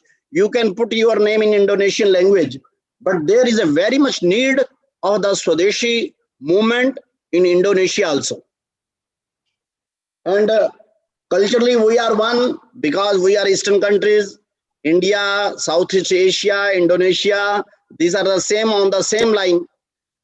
Or this Swadeshi movement will lead to the harmony, will lead to the employment generation, will lead to the prosperousness of our countries. This along the idea of Swadeshi, this along the idea of localization, this along the idea of Atmanirbhar, Swavlamban, self-reliance, this will work not only in our two countries, but also in the total Southeast Asian countries and even global countries as well. The great philosopher Victor Hugo has said, nothing can stop the idea whose time has come. Now the time has come for the India. Time has come for the Southeast Asia. So the time has come for the Indonesia. So we have to lead the world. We have to show the world. Here in the family, we listen your president, the name was Sukarno. Your airways is Garuda Airways, which is the vehicle of our God Vishnu. So Indonesia as the next home to the Indians, and for Indonesians, we are the big home. We are the second home to the Indonesian peoples. We both should saw the world becoming to the Swadeshi route. Time has come. We should align and go on the Swadeshi path so that we can help the humanity, we can help the nature, we can help our younger generation so that they can be employed youth in our countries. For the youth, for the future of our country, for the future of our world, we should go on the Swadeshi path. This is all which was I have to say. Thank you. Jai Swadeshi, Jai Bharat, Jai Vishwa. Thank you, Sri Satyaji. It was really a great lecture and great message that you have given to us. You have, in fact, deciphered the difference between what is called globalization and Swadeshi. And this is what the need of ours. Globalization directly exploits the nature, and Swadeshi is completely against it. It preserves the nature and brings the self-reliance, what is in Sanskrit is called Atma Vishwas, self-reliance. So it is really great. I think that you have basically, made the water flow already. Now the water is already flowing, from India to Indonesia, and our brothers are there. Then very soon we are going to open a branch, and let us this movement, and particularly seeing both these countries during the pandemic time, coronavirus time, see the globalization efforts, the exactly objective of globalization is very, very much clear now. Thousands and thousands of people are getting unemployed. They are looking for job very badly. They don't have job, and that is just because of globalization. Had it been there of Swadeshi movement, I think any globalization, any pandemic, or any crisis which is natural, a nature or man-made crisis cannot impact the Swadeshi products. So that is precisely he has said that. So going forward, sir, we are really thankful to all the three keynote speakers that we are very much obliged to you. Now going forward, I ask Shambhavi to introduce to proceed for the next speaker. Thank you so much, sir. Next, I would like to call upon Dr. Sarita Nanmehar to introduce the house to the next speaker, Dr. Supardi Pardi. Thank you, Shambhavi. Dr. Supari is a lecturer at the Faculty of Social Science, Yogyakarta State University. Have researched the educational thought of Rabindranath Tagore and K. Hadar Devantara. Several times conducted research in India under the supervision of Dr. Gautam Kumar Jha. And one of the research results has been published in the book Indonesia-India Relations, edited by Dr. Gautam Kumar Jha. Currently, he is the Deputy Dean of the Faculty of Social Science, Yogyakarta State University. And he has traveled to India several times and also gave lectures to Bhasha Indonesia students in JNU. Over to you, the chair. Thank you. Thank you, Sarita, Dr. Sarita. And just let me give you a brief about our interaction with Dr. Supardi. He came to JNU, I think 6 or 7 years back with a project that he wanted to do research on India and also Rabindranath Tagore. And since then, in fact, in each other, he is a specialist on Rabindranath Tagore. He has traveled widely in India, and since then we have been interacting. When I told him about the concept of Swadeshi, as a sociologist, he immediately took this, concept and told me it would be really great that if through this channel and into, we instill Swadeshi in academia, and which is there is a big gap that Swadeshi movement is still not yet made its pervasive impact into academia. Swadeshi is not only you are producing your own product with your own effort. It's also we need to instill the idea of Swadeshi into our minds, and we think, globally, we think Swadeshi, in the way of Swadeshi about global, how we can meet the global need by the means of Swadeshi. And that comes also in the field of academia. So now, going forward, I invite Dr. Supardi to come and present your paper. He's talking about more in education and culture through the way of Swadeshi.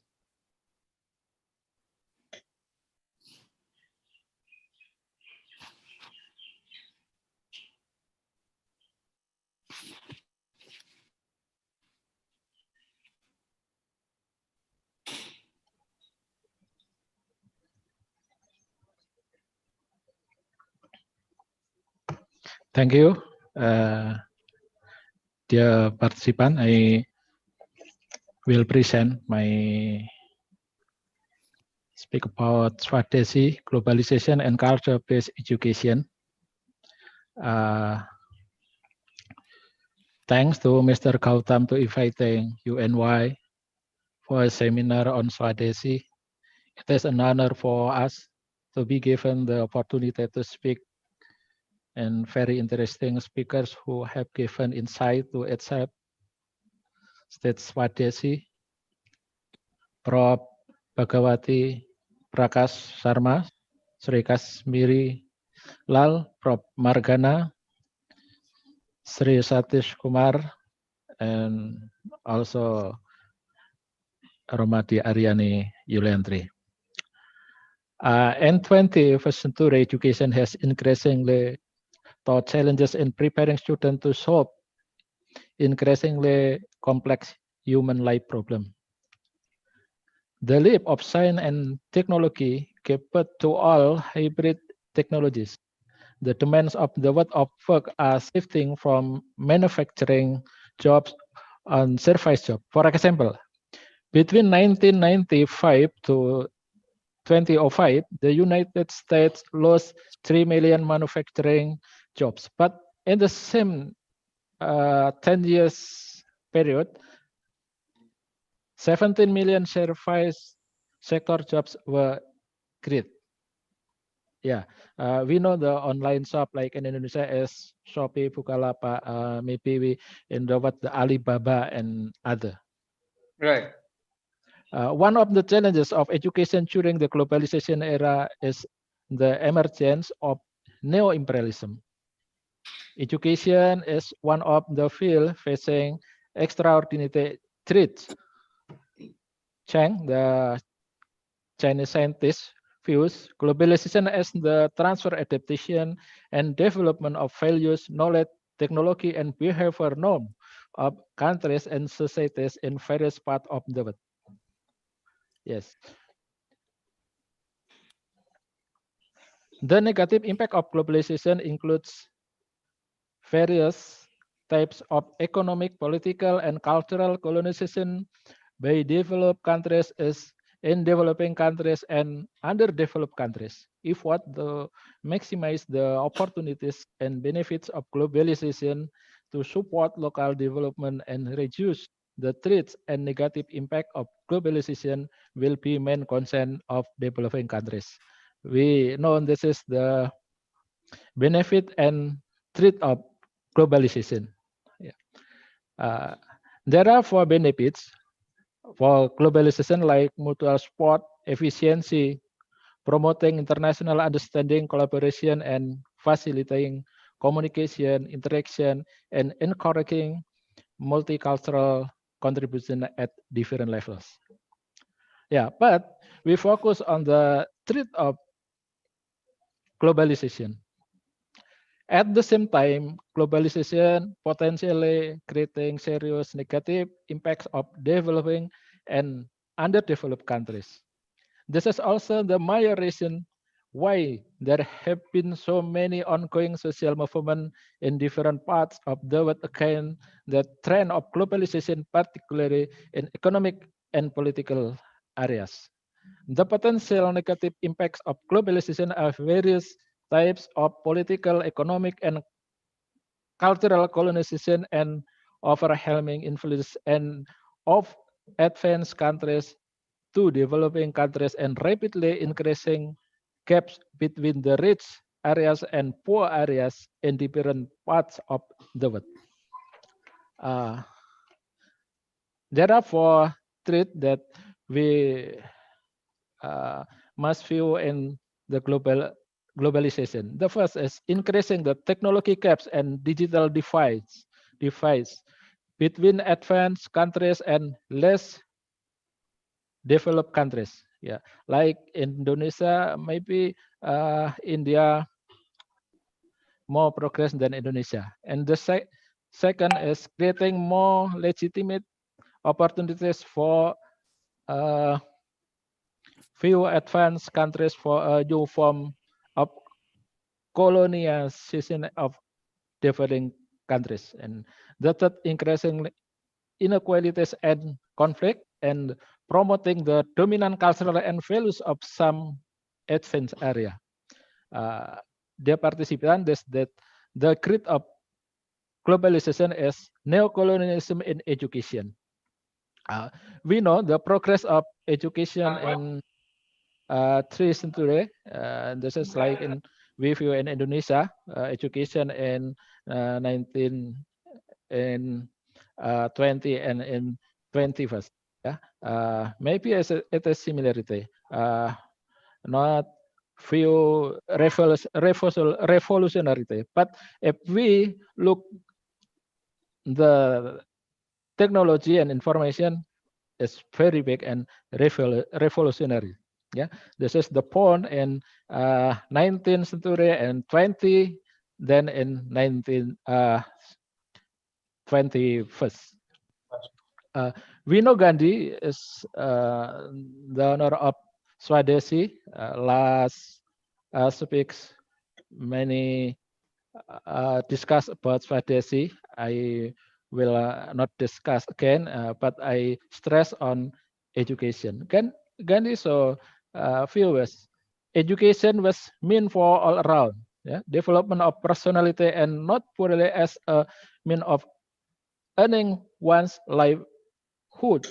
In Swarat, he rejected the British educational system prevailing in India.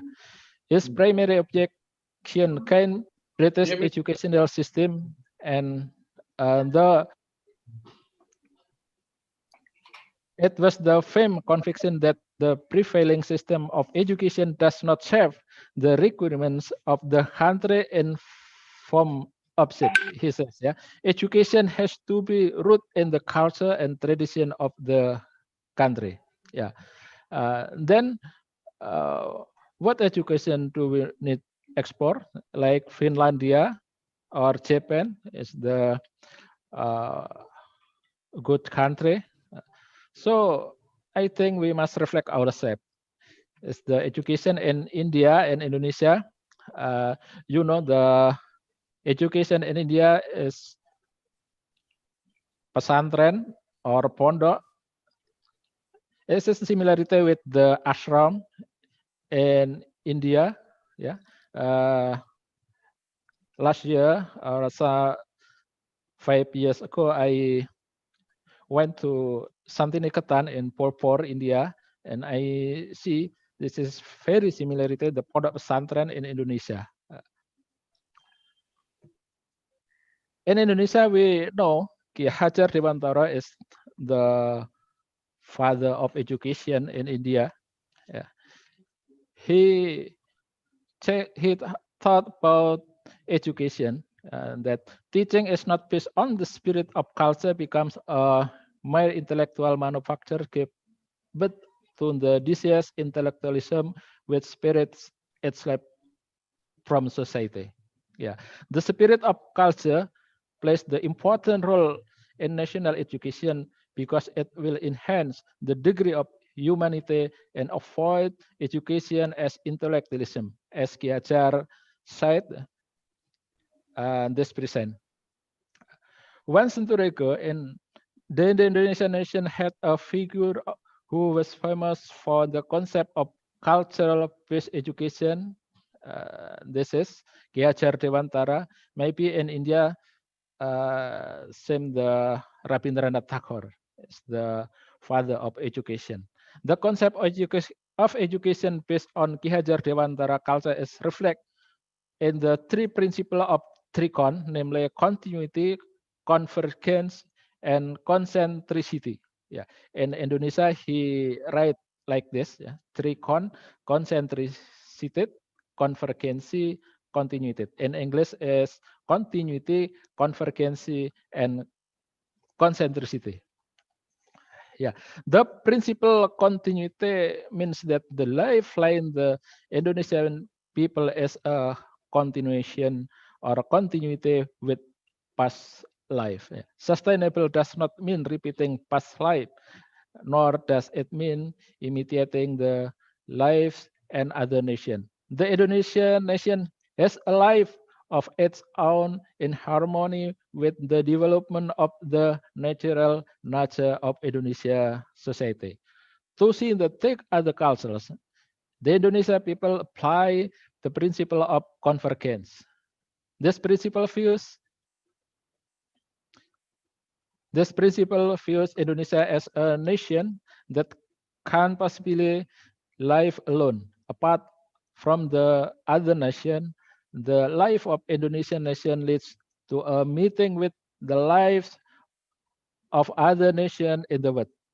In a meeting with the nation of the world, cultural interaction will be inevitably occur and there will inevitably to process of mutual influence with culture. Ki Hajar emphasized convergence is the flow of thought in modern time society can't deny that difference in ideology or thought in society are unavoidable nature of nature.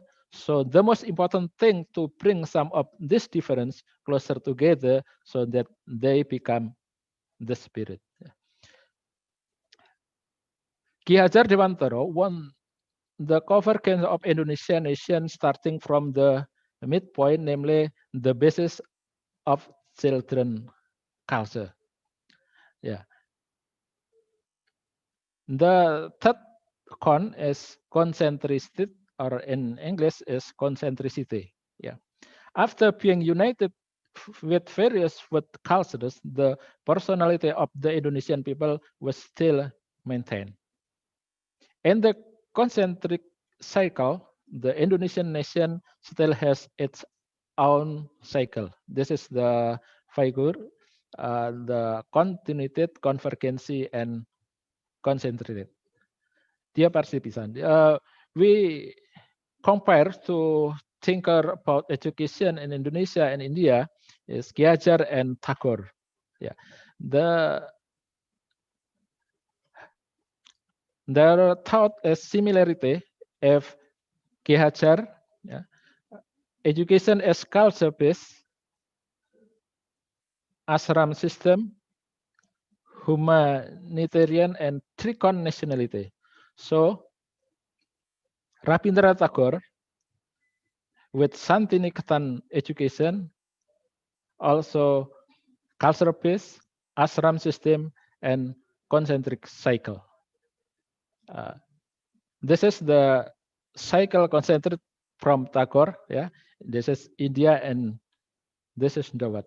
So near the internationalism, but Tagore is very India. Dear participant, we can compare with Yun Shengxiu in his book about re-engineering education, globalization, localization, and individualism, that the education can be adopted with this figure, yeah, tree, crystal, cake, fungi. Yeah. This is have the mean, and I will take the tree theory.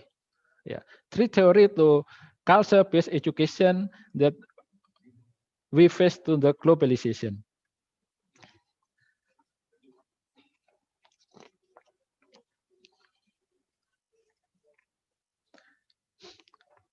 The tree theory assumes that, like the growth of tree, the process of fostering local knowledge should be rooted in local values and tradition, but absorb useful and relevant resources from external or global knowledge system to grow the entire local knowledge system inward and outward.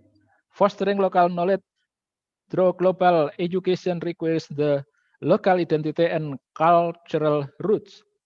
Curriculum design must be based on local values and cultural assets, but absorb appropriate global knowledge and technology to support the development of local communities and individual in local communities. The choice of global knowledge and curricula and teaching will depend on local people's need and cultural preference. The expect outcome in global education is to develop local people with an international outlook who will act locally and develop globally. The system has weakness. Cultural-based education institution make national culture the basis of education. Ki Hajar offer a Kotek system as one of the roots of education that has grown since Hindu-Buddha era, Han and Buddhist era. The Islamic boarding school system is not just imitating the pesantren that developed in Indonesia at the time, but making the pondok system the basis of educational institution in Indonesia. This is the principal education Tagore and Ki Hajar maybe similarity, and we can adopt for our education and globalization now. This is the same principle Tagore and Ki Hajar. The left organize yourself and refuse punishment, freedom, culture, populace, belief in self-strength. And this is the Tagore principle. We know Pondok system is the idea of education system by Ki Hajar, and in India, Tagore with name Ashram. Yeah. It is the Pondok system that the children must learn to help themselves and live modestly. They should also be accustomed to helping them, taking initiative, and based on wholeness toward an orderly, peaceful situation, all this by remembering the customs with the people. The concept of three centra is education, which form three elements in education, namely family, the realm of college or school, yeah, and the nature of the youth movement or society. This is the concept Tricentra is very famous for Ki Hajar Dewantara idea, yeah, namely family, realm of college, and the nature of youth movement. This is like the society culture, and every house is a college. Everyone is a teacher. This is the famous speak for from Ki Hajar Dewantara. How to make education is very strong in the globalization era. So I will keep the last speak that independent education does not mean isolating oneself. In globalization, it is necessary to strengthen one's identity, maintain dynamic relationship with the what community, and always strengthen the independence of the nation. Thank you. Thank you, Dr. Supati. You have, like before, you have highlighted that how Swadeshi, can be instilled into our educational system, which would create a real symbiosis where both the mankind and the nature stay protected. You have made an excellent comparative study of between Ki Hajar and Pandit Rabindranath Tagore. And I think this is what we are vying for. Our Swadeshi movement is basically meant for that. That Swadeshi can be instilled into any development of mankind, where nature is completely preserved and protected, and then we create a symbiosis where both human being and nature both are in a win-win situation. Actually, also that is the basic idea of sustainable development. Now, going forward, Shambhavi. Thank you, sir. Moving along, I would like upon Sarita introduce our last speaker. Thank you, Shambhavi. Our last speaker is Dr. Roma Doi. Roma Doi is a lecturer in History of Education, Social Science Faculty of Yogyakarta State University. She is a PhD candidate in History at the UGM Yogyakarta. She was a research leader for the publication Sebat per Kebangsang, Sebat per Perempuan, Alman Khan Abad Partai. She researched the trilogy Lekar Tak Membakar Buku, Laporan dari Bawah, and Gugur Mera. Have taken several short courses in Netherlands. Roma is a lecturer in South Asian history at Yogyakarta State University. Thank you so much. Over to you.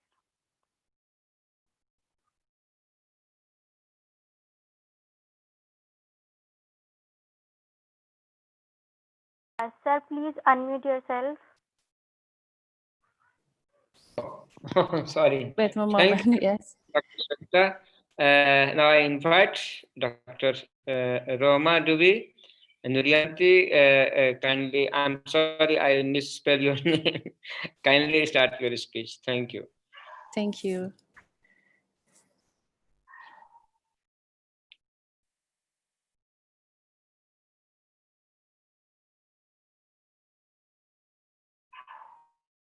Ini later. Unmute. Later. Share screen.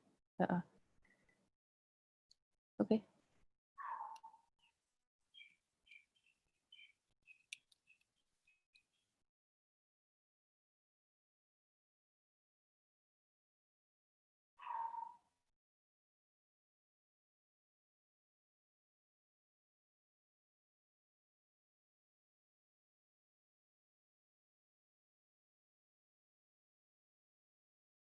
Yeah, we see your PPT now. Okay. Oh, wait a moment. You can see clear? Clear. Okay, It's very thank you. clear. Yes, thank you, Mr. Gautam and Mr. Margono and other speakers. Ladies and gentlemen, I would like to present my presentation with the title, The Decline of the Discourse of Swadeshi in Indonesia.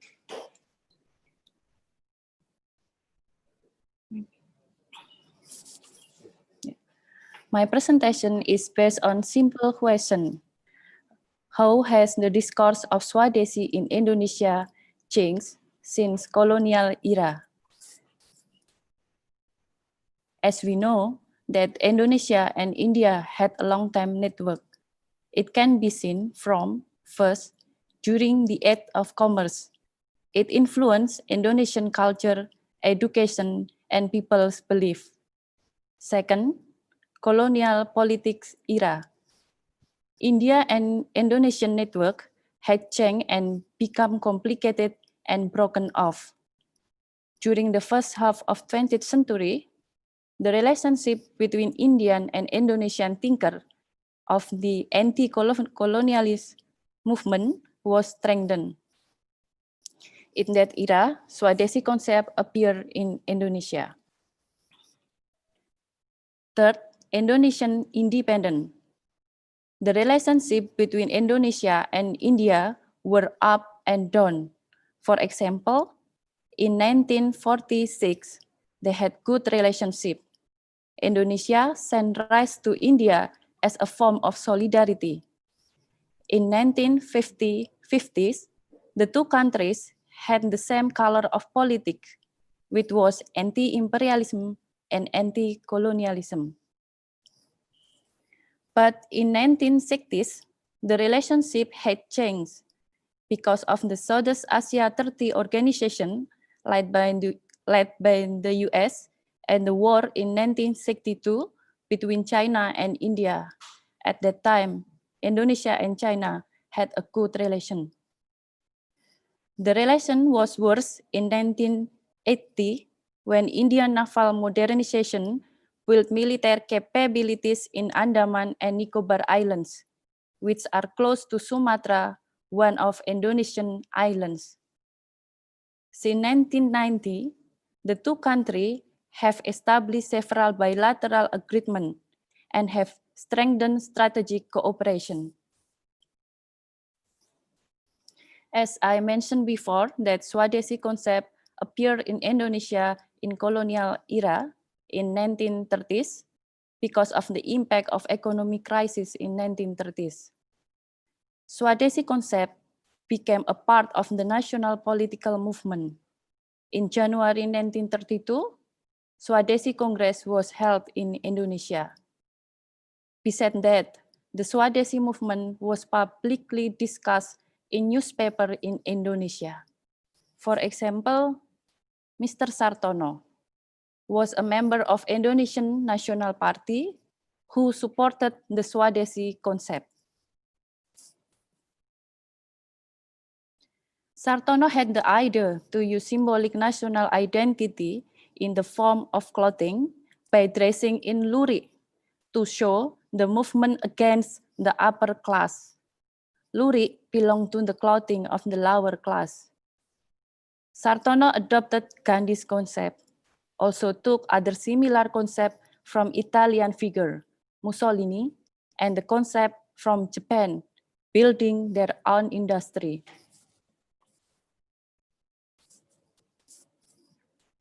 Kok tidak bisa, Mas? Ya. This is Sukarno's pictures. Sukarno was also one of the thinkers during colonial era.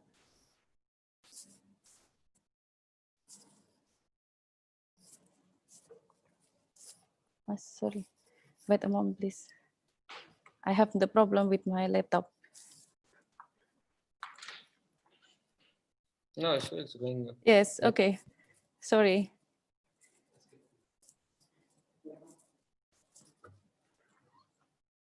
Okay, I continue, but I can show my slide. Yes, yeah. This is Sukarno picture. Yeah, Sukarno was also one of thinker during colonial era. Sukarno didn't agree with the idea of Swadeshi applied in Indonesia. We can trace it from Sukarno's writing in Suluh Indonesia Muda 1932. Yeah, I can show the Sukarno speech, but yeah, my laptop is trouble. Sorry. Yeah. No problem. Yes. Yes. 3 decades after Swadeshi, in independent era, Sukarno had berdikari concept for Indonesian self-sufficiency economic.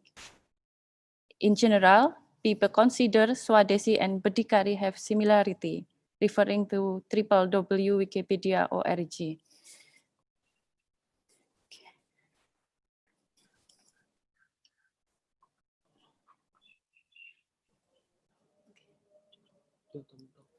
Okay. Yes, this is a Sukarno writing in Suluh Indonesia Muda. Yeah, I referring to Sukarno article that Indonesian independence cannot be realized with the Swadeshi movement. It can only be handled with the mass action political based on Marxism.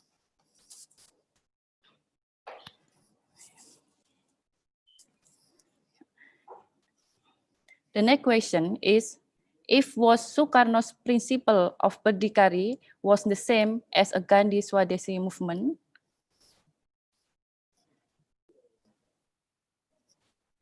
If so, what was berdikari?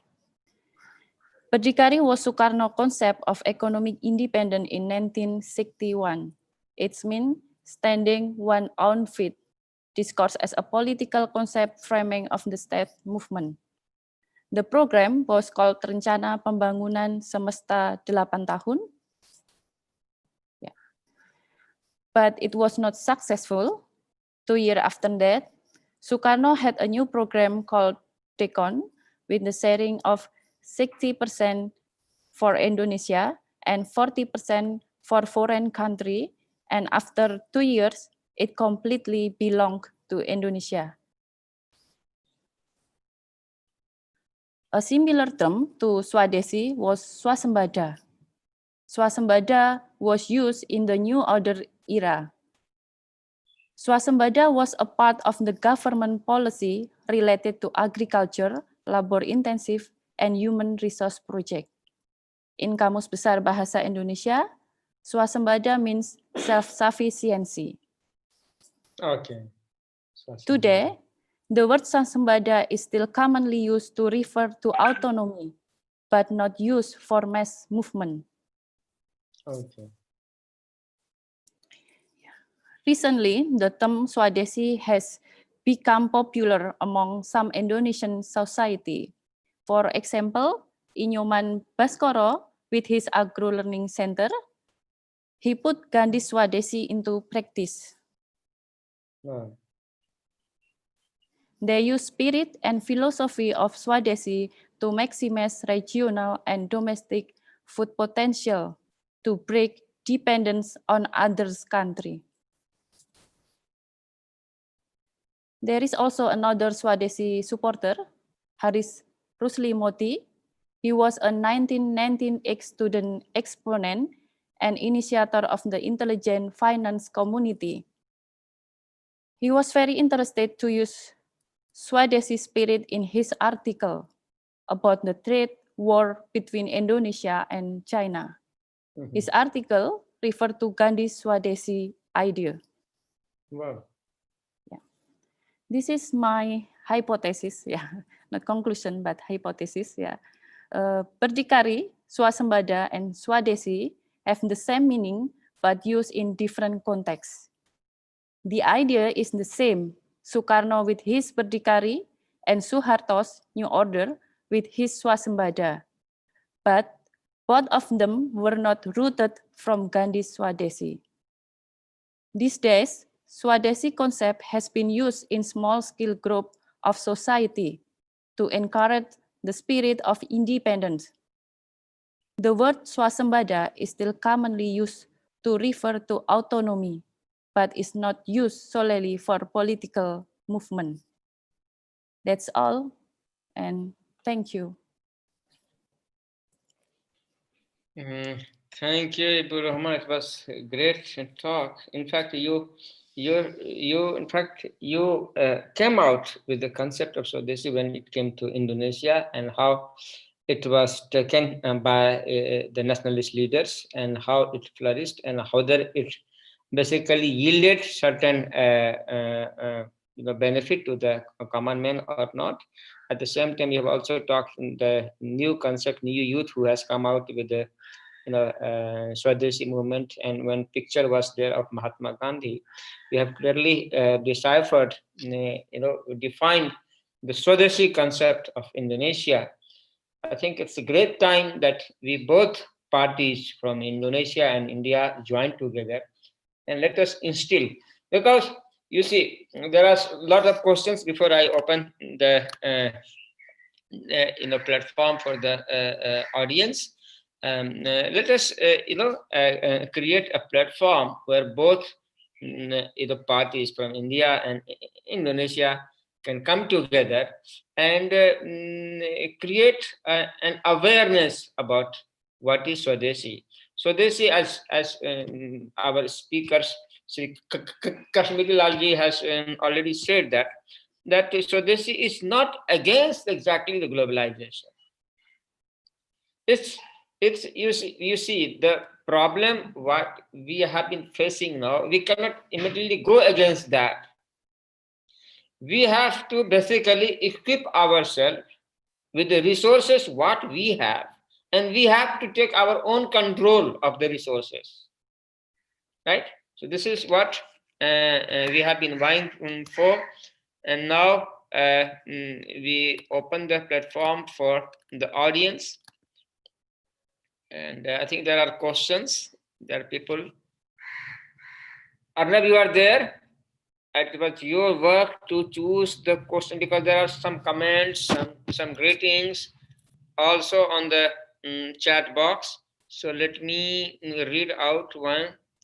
There is one guy from D. Jupriono who says, Swadeshi is that spirit in us which restricts us to use and service of our immediate surroundings to the exclusion of our more remote. Thus, as the religion, in order to satisfy the requirement of the definition, I must restrict myself to my ancestral religion.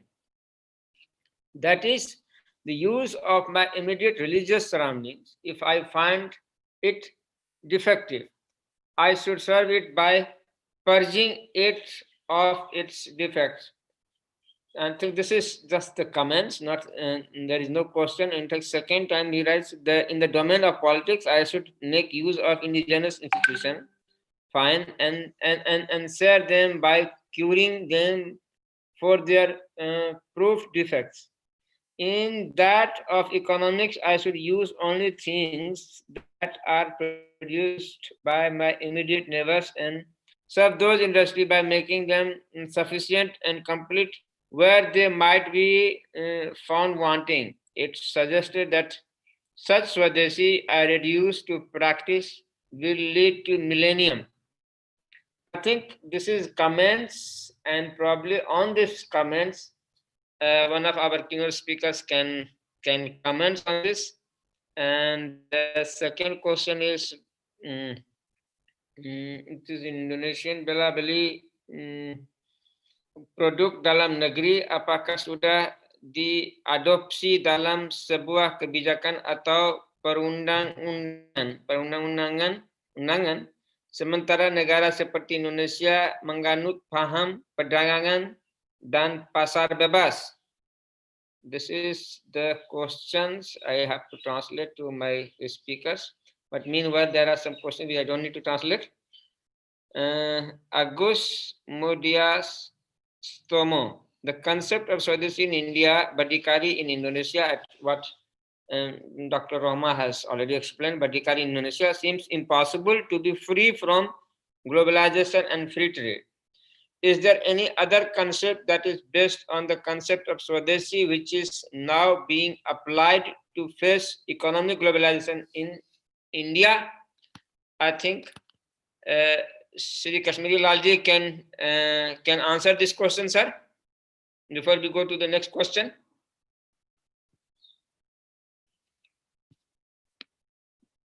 Is there any, Kashmiri Lalji is there? Shri Kashmiri Lalji is there? Ji, I am here, sir. Sir, please, I think this question pertains to you directly. Should I read it again? Is there any other concept that is based on the concept of Swadeshi, which is now being applied to face economic globalization in India? The concept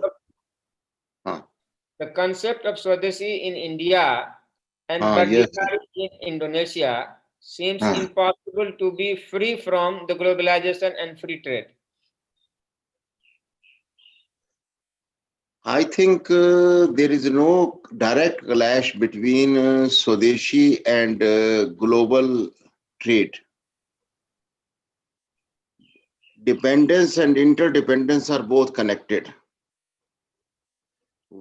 We cannot work in a separate atmosphere anywhere in the. Some interdependence is always there, but it should be not be based on, that is a colonization. It should be based on equal footing, equal space, equal play field, which is called.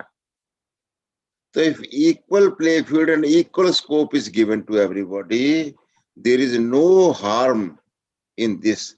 Second thing is, whatever is available in that country and is of, you may say, zero technology things, that should not be purchased from others. But wherever we lack our local technology, it should be brought from the other countries, and it should be that is used in such a way that it is Indianized. Indigenous ways also, technology is also developed by and by. So in Hindi we call it by nature, we are desi, we are local, as our Modi ji is saying, local, be vocal for local. But for if local things are not available, we are Swadeshi. Instead of Desi, we are Swadeshi, because all India things are to be purchased. But wherever local thing is not available, wherever Indian technology is not available, or Indonesian technology is not available, so we should not shirk from getting it from other. But with the passage of time, our country should develop our own. So this is a fine balance between localization and globalization. Thank you, sir. Your next question is, I think the person has not written his name. My question is to Sri Kashmiri Lalji. So that's me, sir. Yeah. Okay. That's me. Okay. Can you read it yourself, Arnav? Okay, so I'll try, sir. Okay, so my questions to Kashmiri Lalji, sir. So it was an excellent presentation. It was really an honor, sir, to listen to you. So, sir, my question is like, how can we disengage our this import substitution industrialization model? I've written firmer by mistake, I'm sorry. It's former, in the ISI model, as you used to call it, and build it towards something like the capacity building, so that people, sir, who have the skills, like small level skills and all, like things like growing vegetables and all, because in Sikkim we do that, my state, we do that. And you can increase it to a larger platform, like market it properly, not just restricted to certain few states, but you can market it to a pan-India level. So Like we have a very strong organic mission. It's very local out here. So how can we make these kind of things in other states? Because that will really be a boost to Swadeshi. So that's my question, sir. Thank you. Three things are to be done. First of all, local demand creation is very important. And second, mindset of the people is to be changed, that all that glitters is not gold and all that foreigner is not good.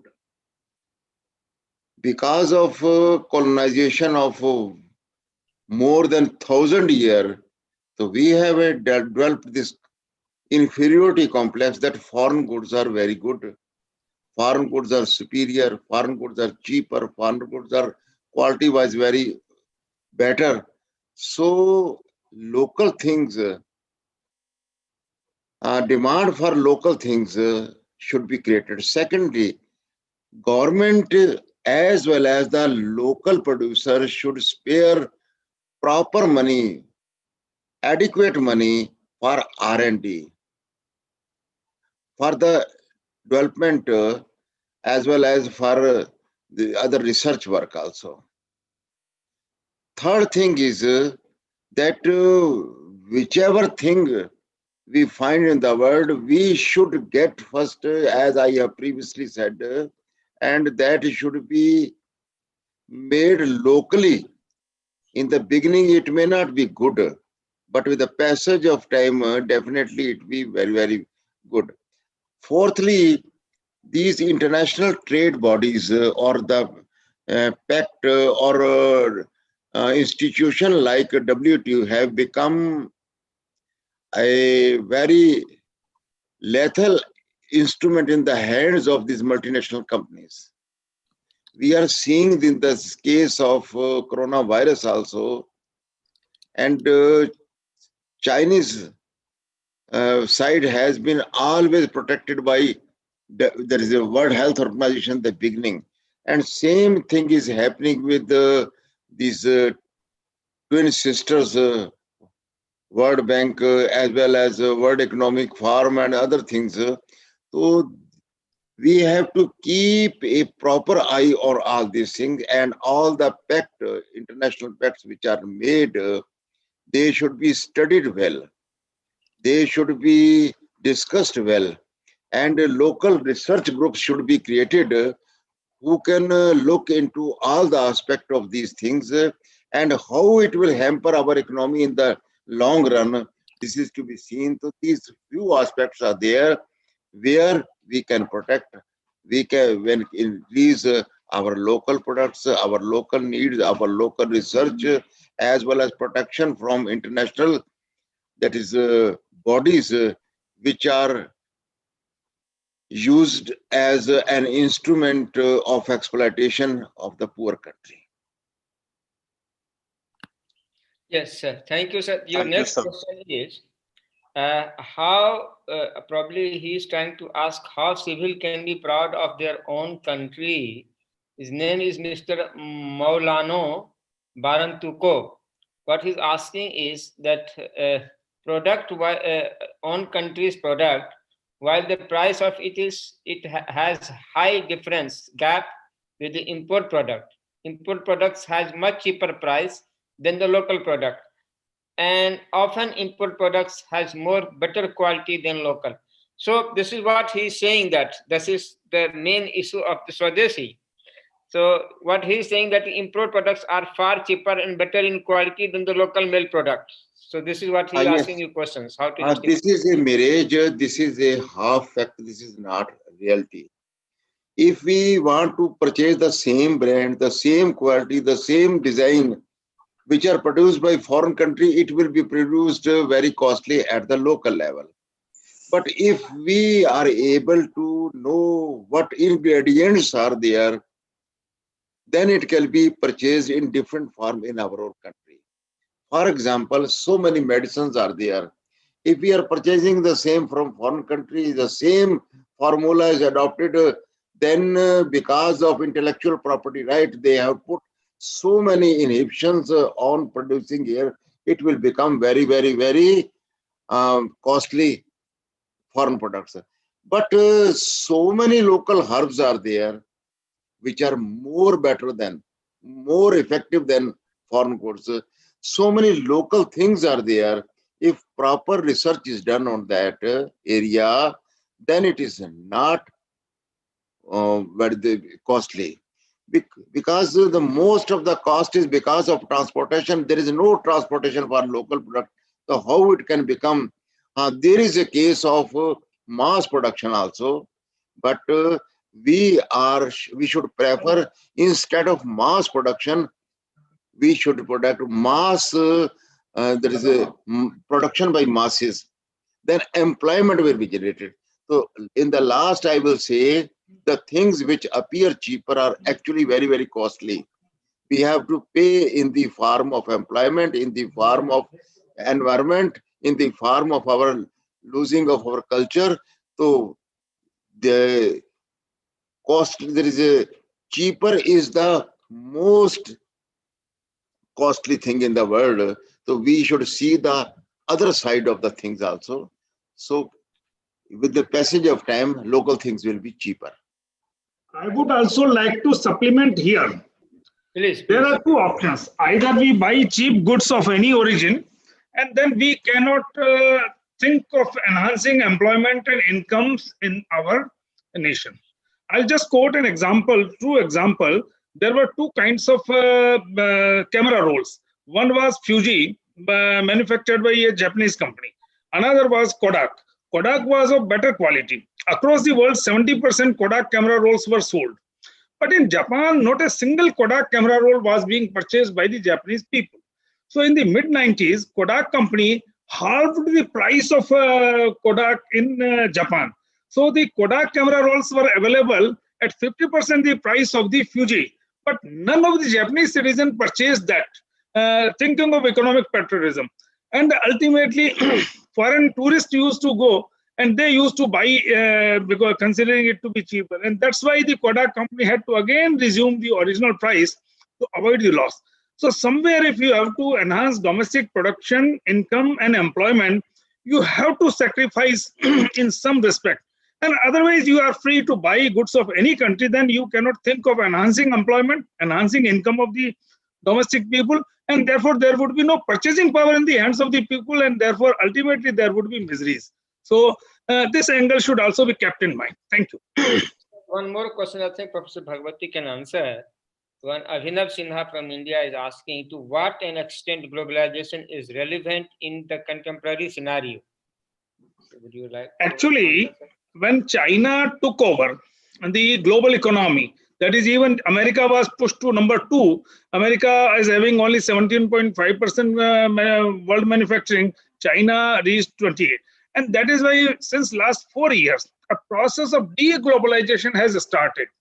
Most of the European countries, US, even Singapore, all these countries started adopting some protective measures in the name of quality standards or in different names. And even takeover of artificial intelligence companies and sunrise sector technology companies was stopped. US and European Union stopped permitting Chinese companies to take over that. And now after pandemic, a process of reverse globalization has started, wherein every country is trying to impose certain restrictions on foreign goods and trying to enhance domestic manufacturing. Even for example, in India, in certain cases, imports have been banned, some import licensing procedures have been invoked, anti-dumping duties are being invoked, level playing duties, countervailing duties. And therefore, now a process of reverse globalization has already set in, and therefore most of the countries would be trying to revive their economy by enhancing domestic products. And that is why Modi ji has also said, be vocal for local and make for the world. And therefore now every country is thinking. So now a process of reverse globalization has already set in. Thank you, sir. And there is one question. Is there a planning to collaborate on education technology between India and Indonesia? That I think we need, this question we need to ask from our ambassador, who is right now not there. But it is up to the, since we have already collaborated with so many universities, things are going on. But since one thing is very important, the support from the government side is very necessary. They have to understand their needs, each other. But definitely, there is a big potential between India and Indonesia. I think Professor Bhagwati Sharma, if he permits, then we can initiate it, some collaborations between Indonesian technology universities and with his university, Gautam Buddha universities, and probably with his help and support, we can start a kind of collaboration where teachers and students can, it can be exchanged, and both the training can be started. So now, would you like I'll to just add one thing. We can Yes. think of a technology development cooperative agreement between departments of universities of two countries. Say, for example, when we work on Zoom or we work on Google Meet, I think very easily the Indonesian Technical University and our Gautam Buddha University, and we can couple a couple of other universities, and even we can rope in some other companies, and we can develop a consortium. जिसको हम कहते हैं सहायता संघ. So we can have a joint consortium. Either there can be a consortium of universities and industry, or there can be a technology development cooperative association, or even there can be a technology development agreement. And I think we can work a lot on developing sunrise technologies and sunrise technology based products. So we can do it jointly, and this would help both of us. Great, great, great. So I hope Professor Margana is listening to us, and probably we can take it forward what Professor Bhagwati has said, that we can chalk out a plan where we can meet together, and maybe we can, this is a great idea, creating a consortium. I would like to add one more example. Yes. Actually, all wide-bodied aircrafts were being manufactured by American companies, Boeing, Lockheed, etc. European countries did not have any company for wide-bodied aircraft. So they made an Airbus consortium by bringing in the aerospace spare part manufacturing small, tiny units of 4 countries, UK, France, Germany, and Spain. And they divided roles and responsibilities among all the aerospace spare part manufacturers who used to manufacture aerospace spare parts for the American wide-bodied aircrafts. And then they divided roles and responsibilities, assigned the role that you will prepare the fuselage, you will prepare the rudder, you will prepare the propeller. And then they brought this Airbus.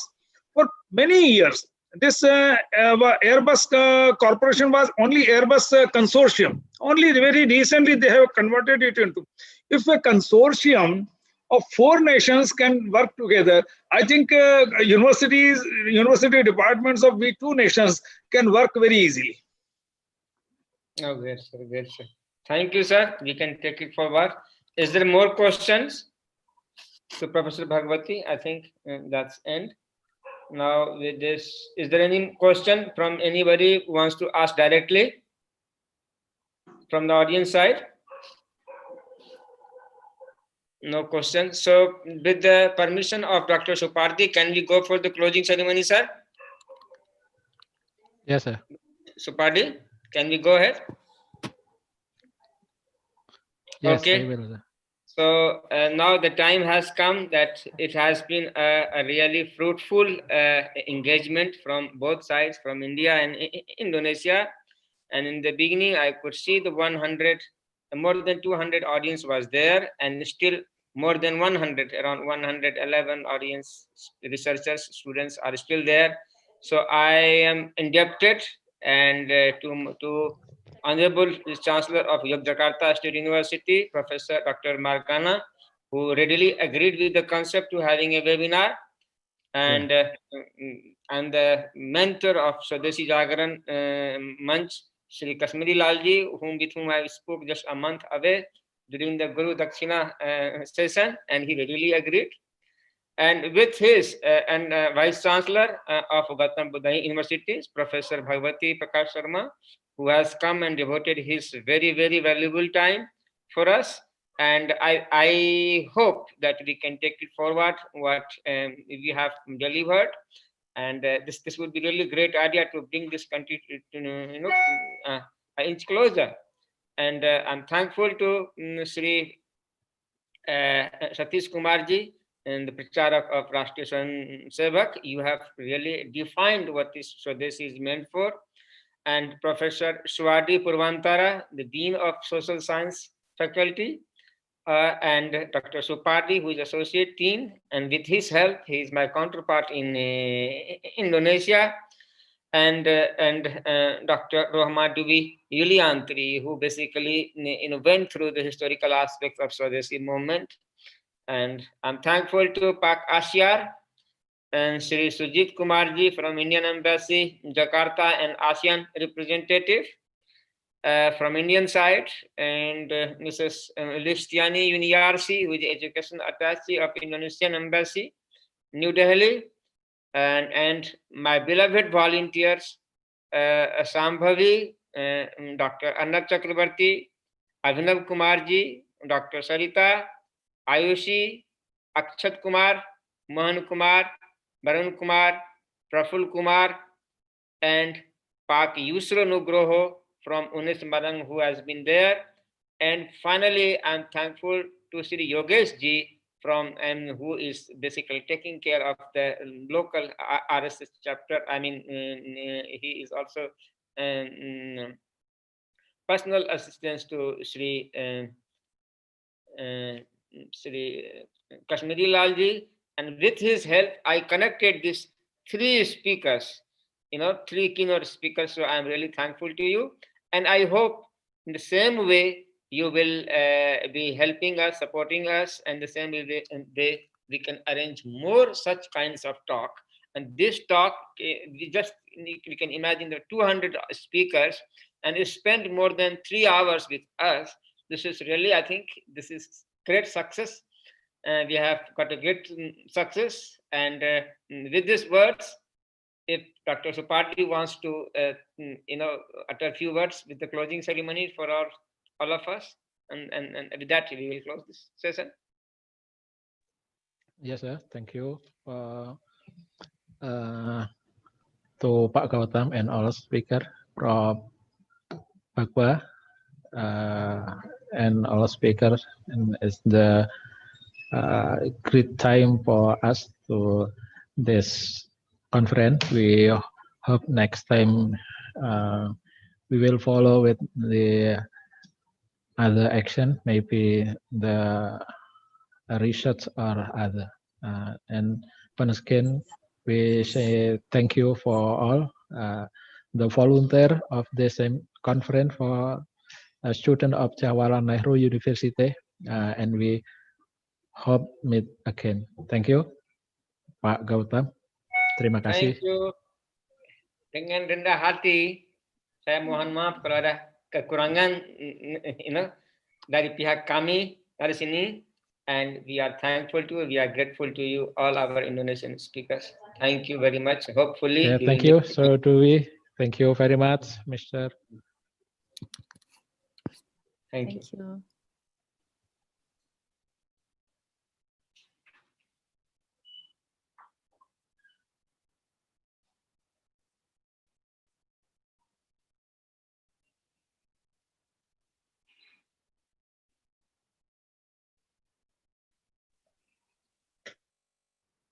Luar biasa, Pak. Terima kasih.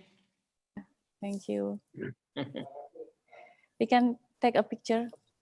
Yes. अच्छा हो गया programme? Yes. Take a picture first. Doctor Gautam ji sir, अभी ये लोग photo ले रहे हैं। Programme अच्छा हो गया? बहुत सुंदर, बहुत सुंदर। बहुत अच्छा, बहुत अच्छा।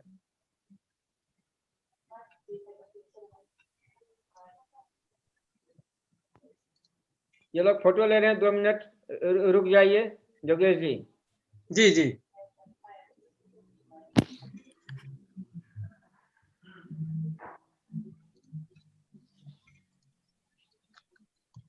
Pak Gautam? Ya, Pak. Yes, tell our Dean, Bapak Swadi Purwantara, we hope he give the speech to this. Please. Yes, Pak Swadi. Silakan. Halo, Pak Swadi Purwantoro. Pak Purwantoro, silakan. Okay, okay, thank you very much. I'm sorry I cannot fully attend the No conference, problem, no but problem, Pak. thank you very much for cooperation. For next conference, I think, or just not always conference, but maybe discuss or a limited meeting. We would like to discuss about not just conference, not just seminar, not just workshop, something like this, but I would like to something cooperation in research and publish the journal, something like this, and from Jawaharlal Nehru and Yogyakarta State University. So in the next time we have next program, something like change of student, change of visiting professor. Yes. So there is visiting professor in or